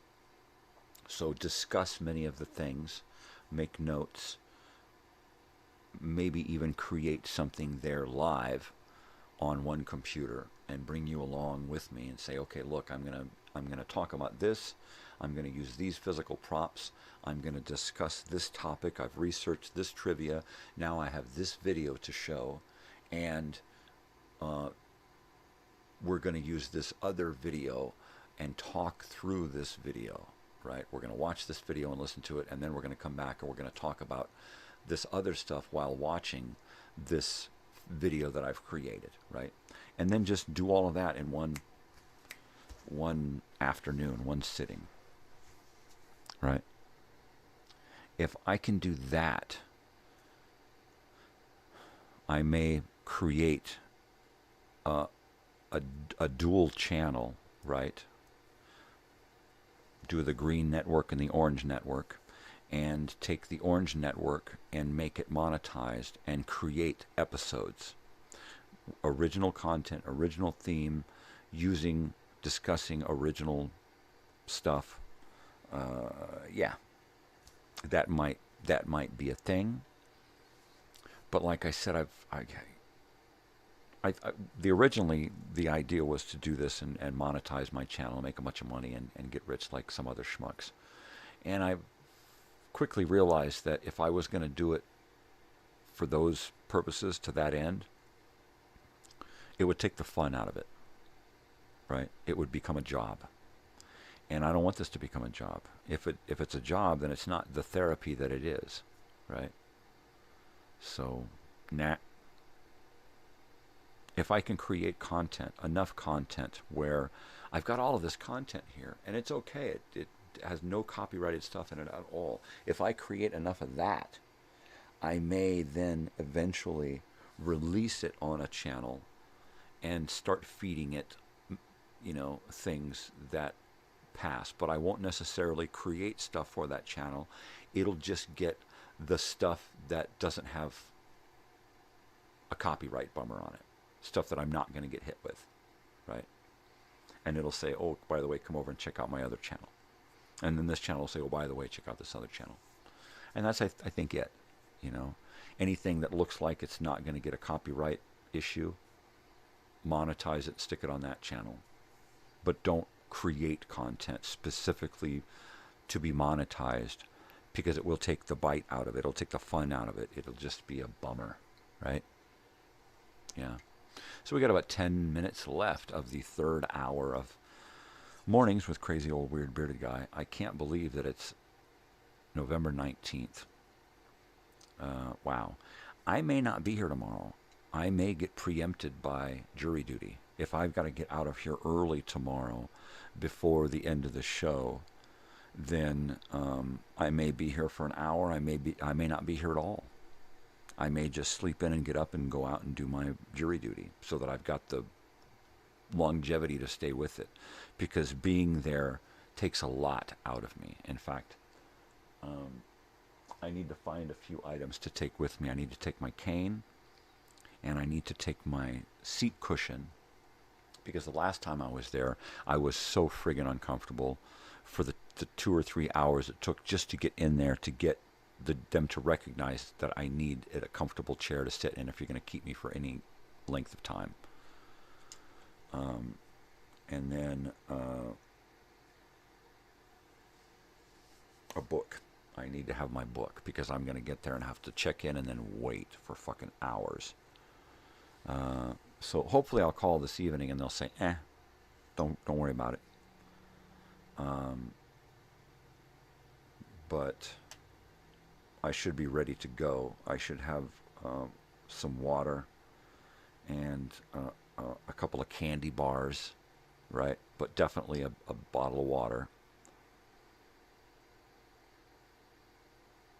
My seat cushion for sure, a book, my cane, because at any given moment lately, some part of my lower extremities just give out, right? My hip goes wonky, my knee says, or I get up out of the car wrong and my ankle just says, you idiot. So it usually only hurts for a little while if I favor it, and then I'm okay. But it's happening more and more lately, so I try to go out with my cane from now on, just in case, and I just kind of hobble along and make sure that I'm not...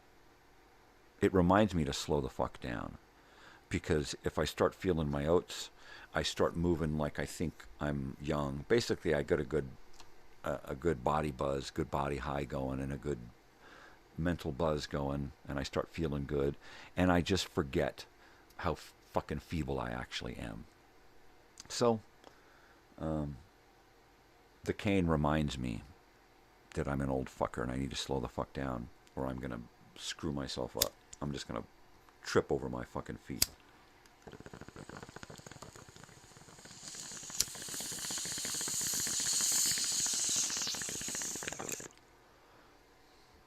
So, there you go.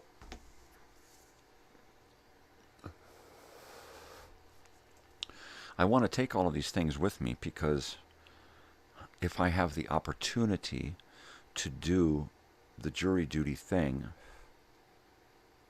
I've never been able to follow through with it all the way. I've been every step along the way now, except for actually serving. You know, I've gone through the whole process of being chosen, and I wasn't. And I want to get, at least go through the process of fulfilling my jury duty, you know, at least once. I don't want to decide somebody's fucking fate. I just want to help, you know, and do my part, take part in the system that I don't really feel comfortable with and that I don't really have full faith in, but it is my part. Yeah.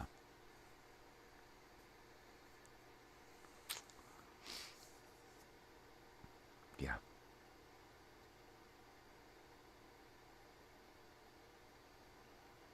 Totally. So, I don't know when I will be called to do the thing with the thing. I've got paperwork here. I have a piece of paper in case I was going to need my dentist or doctor to fill it out. But I put everything off, so I shouldn't have to deal with that. It didn't... Is it supposed to say what time I should serve? Because on the date and location listed below, but it doesn't say time.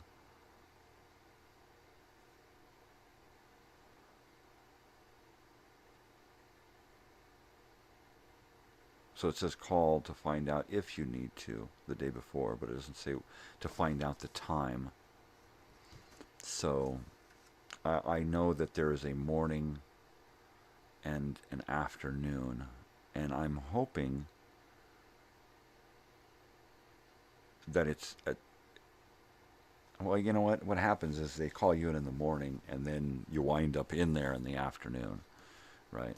And they don't tell you how long you're going to be there. They leave you kind of up in the air as far as where you can eat, what you can eat, when you can eat, right? And it's kind of a drag. which is why I have to take water and a candy bar or two with me, because I don't know what's going to fucking happen and where they're going to have me, and I don't know when my body is going to allow me. Hey, good morning, Joey. I don't know when my body is going to allow me to eat at any given time of the day. So if I'm there and all of a sudden I'm like, oh shit, I need to eat something, I need to eat something like right there, you know. So jury duty, yay. It is what it is, you know. Have you ever done jury duty, Joey? You're what, 24? Jury duty. I've been called a bunch of times, and they've told me you don't need to come, but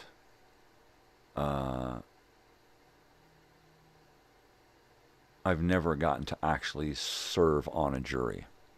I've gone through the selection process and haven't gotten selected. My daughter has been called to jury duty, and because of school, she's had to put it off. She put it off this time until the middle of December or the end of December, when she's on Christmas break, right? But so is the court system, right? So they're going to send her something probably after that, and she'll have to say, look, I'm in school. It'll have to wait until summer, because that's when she'll have 3 months to do that kind of thing. I told her, yeah, do it. Do it. You know, it's one of those things that smart people, caring, compassionate people, logical people should be doing, right? And she's one of those. She fits all of that. So I think that she'd make a good juror, because she's smart, she listens, she pays attention, she's in that school mind, so she's ready to absorb all of that information and make it a logical, comprehensive, conjugated fucking decision. Unlike most people who just act emotionally. You know, oh my God, he's definitely guilty, like fucking A. Yeah. I don't like the way he looks, he's guilty.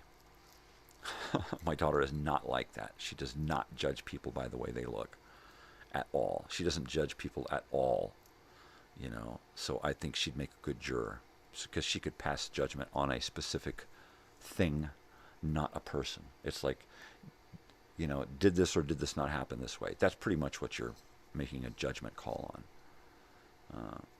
So do you ever think that you would want to serve on a jury?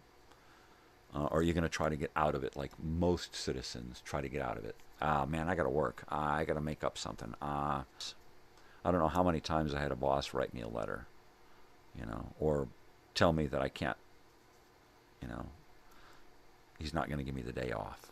You know, tell me I can't have the day off. Yeah. Uh-oh. Lost it again.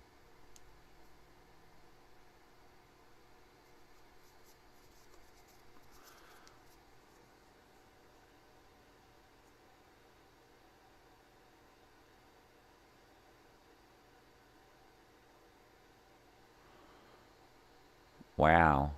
I guess I'm back.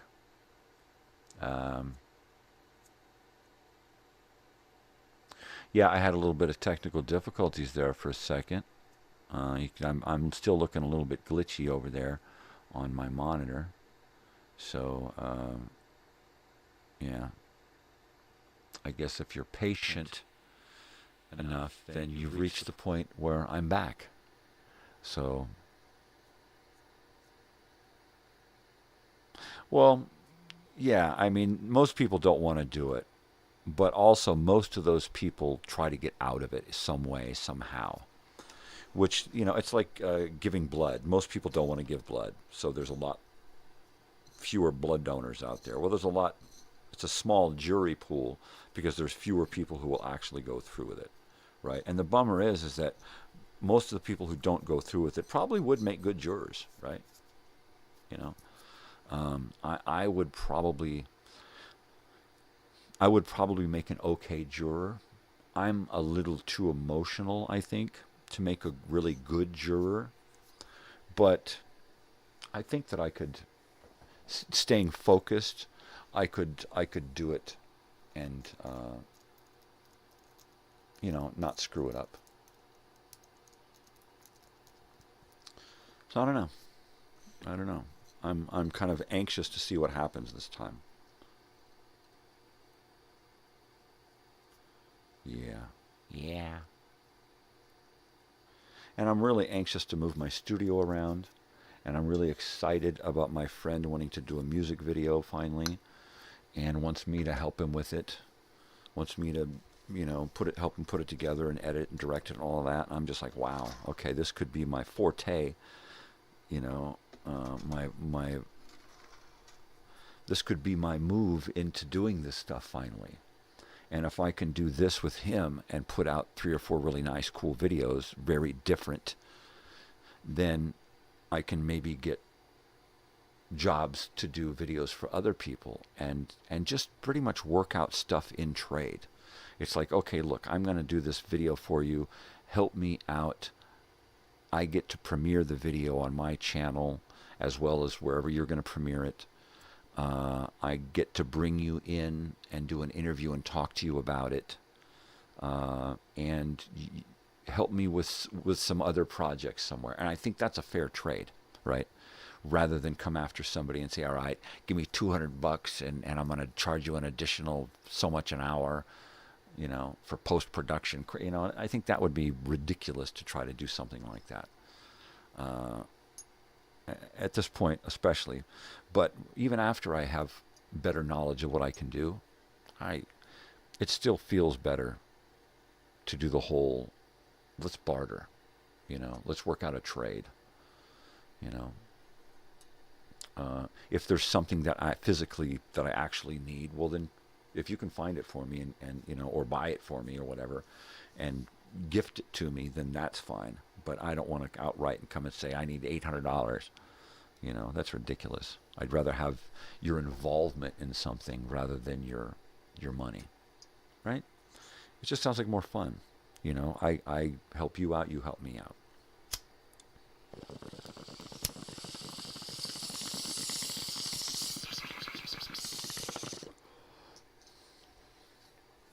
Yeah.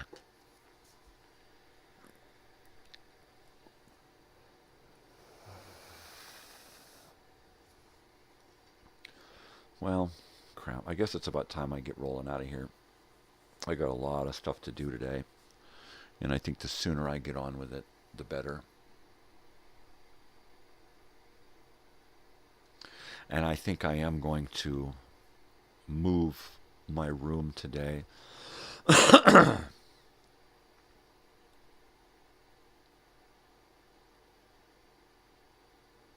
think I'm going to take one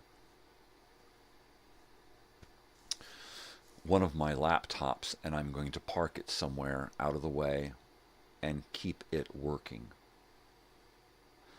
while I move everything else out of the way and over to the other spot and redirect all the cables and everything. I'm going to keep one computer up, put it up on a shelf here out of the way, and keep stuff uploading to YouTube to try to keep that machine rolling, to try to keep feeding my channel with stuff so that I can get to that point to where I'm a month, 6 weeks ahead on programming, regular programming, and then I can work on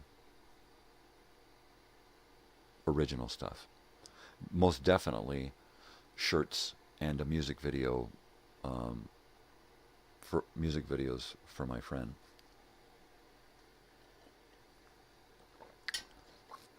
And what everybody needs to do is add some music to your day.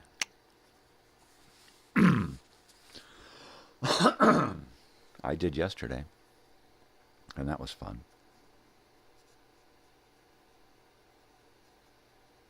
Yeah. That was good stuff. Somebody knows what I'm talking about.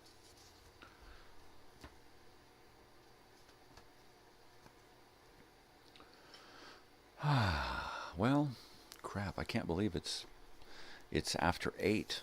I'm going to have to start thinking about hitting the road. I'm looking around me and I've got like stacks of binders, folders, stacks of papers, documents, old shows, scribblings on notebooks, encyclopedias, yearbooks, just a pile of stuff, records.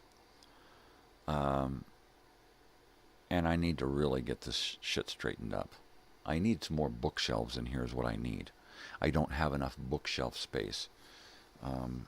I need a whole bookshelf right now just for books and notebooks that are show related.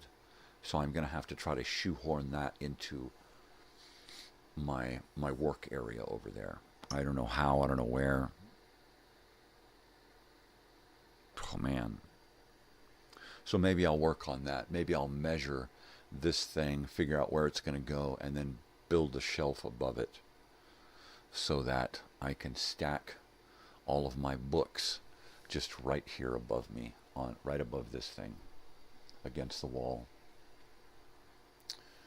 Yeah, and then mount this somewhere else, probably on the shelf off to the side, because more than likely I'll just be using it for voiceover if I got a voice.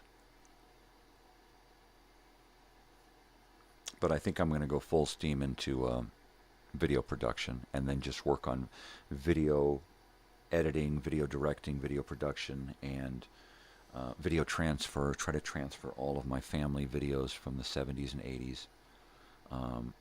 Do a lot of scanning, do a lot of copying, devote entire days to working on specific tasks, so that every Tuesday I'm working on just this, every Wednesday I'm working on just that, and get into a routine, right? And keep every day in some kind of a routine schedule, right?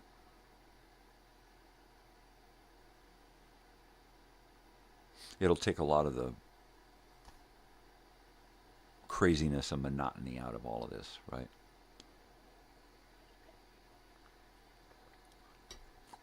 It's really haphazard.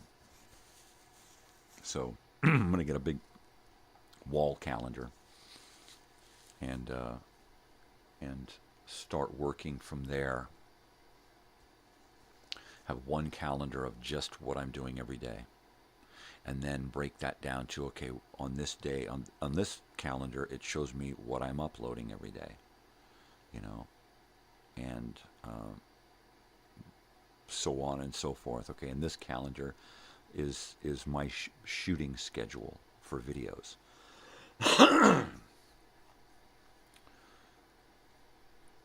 It gets a little beyond my control sometimes, so I have to find a way to rein it all in and corral it all into a manageable place in my life. Well, I guess it's reached that point in the morning where I'm going to have to start thinking about doing something. So I'm going to do another bong hit here and bring up some end credits and play my end theme music. And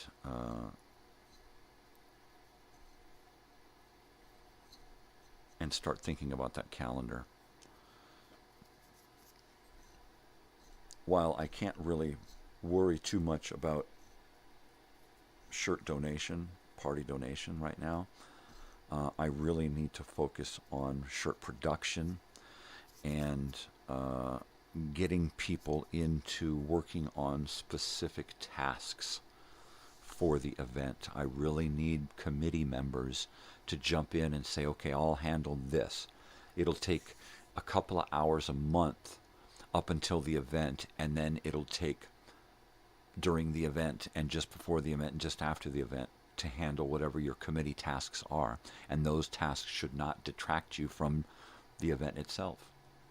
If everybody's planned everything right, we should all be able to do everything hands-free and have a ball and get everything done, right? But I need those people, so I'm going to be defining those committees and their purposes, and then hand selecting people to go after for specific things. You know, look, I know you were on a yearbook committee. I've got it in the yearbook. You were there. You were part of it. You were a cheerleader. You were this. You were that. You were on the ASB. You know, you got to help me with this, period. I'm doing everything else, but you got to help me. So I'm going to need to go after people like that and really, you know,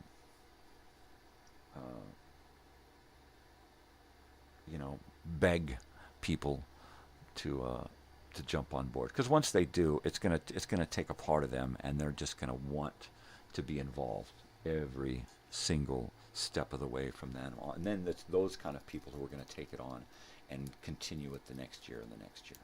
You know, I'm gonna start something, but it's not gonna. It's hopefully this is gonna finish the way we want it to, but it won't finish completely because it'll be the after effects, and then it continuing on and coming back the next year or every 2 years or whatever. You know, I need to set it up so that it's either one of those unforgettable things in your life, or it's one of those things that you have to do the next year because it's one of those unforgettable things that happen in your life, and you got to go and do it again. So yeah, I'm just trying to create a monster that takes care of itself eventually.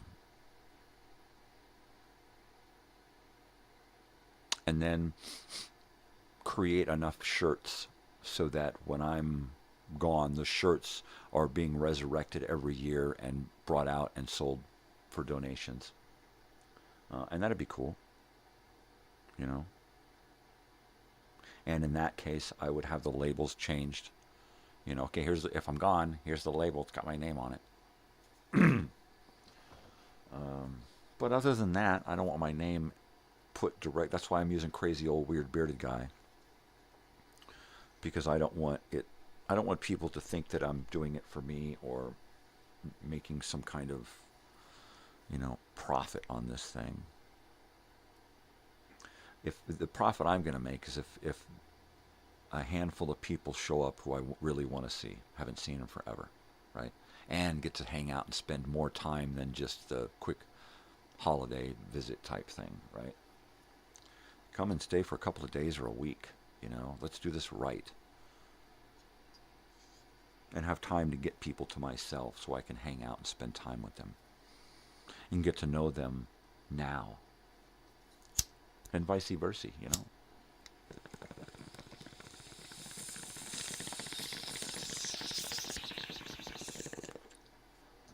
All right, I think that's going to about do it. Well, all right, people. Joey, I don't know what your schedule is like, but I got to get my act together, man. I need to get dressed. The first thing I need to do is get dressed and eat something. Once I do that, I'm motivated. If I take too long to get from here to being dressed and fed, I just want to crawl back into bed, get undressed. But I want to try to get something done today because, like I said, if that jury thing happens, I'm going to be screwed the rest of the week probably. You know, I said that I could do it for a week. You know, and I was trying to be as honest as possible without screwing myself, and I managed to be completely honest. You know, look, I got this dentist thing coming up, that might screw it up. Otherwise, I could do this. Look, you're going to have to pay me, and I don't really want to be there, but I'll do it. So, we'll see what happens. We don't want you. We don't want you. Right? Yeah.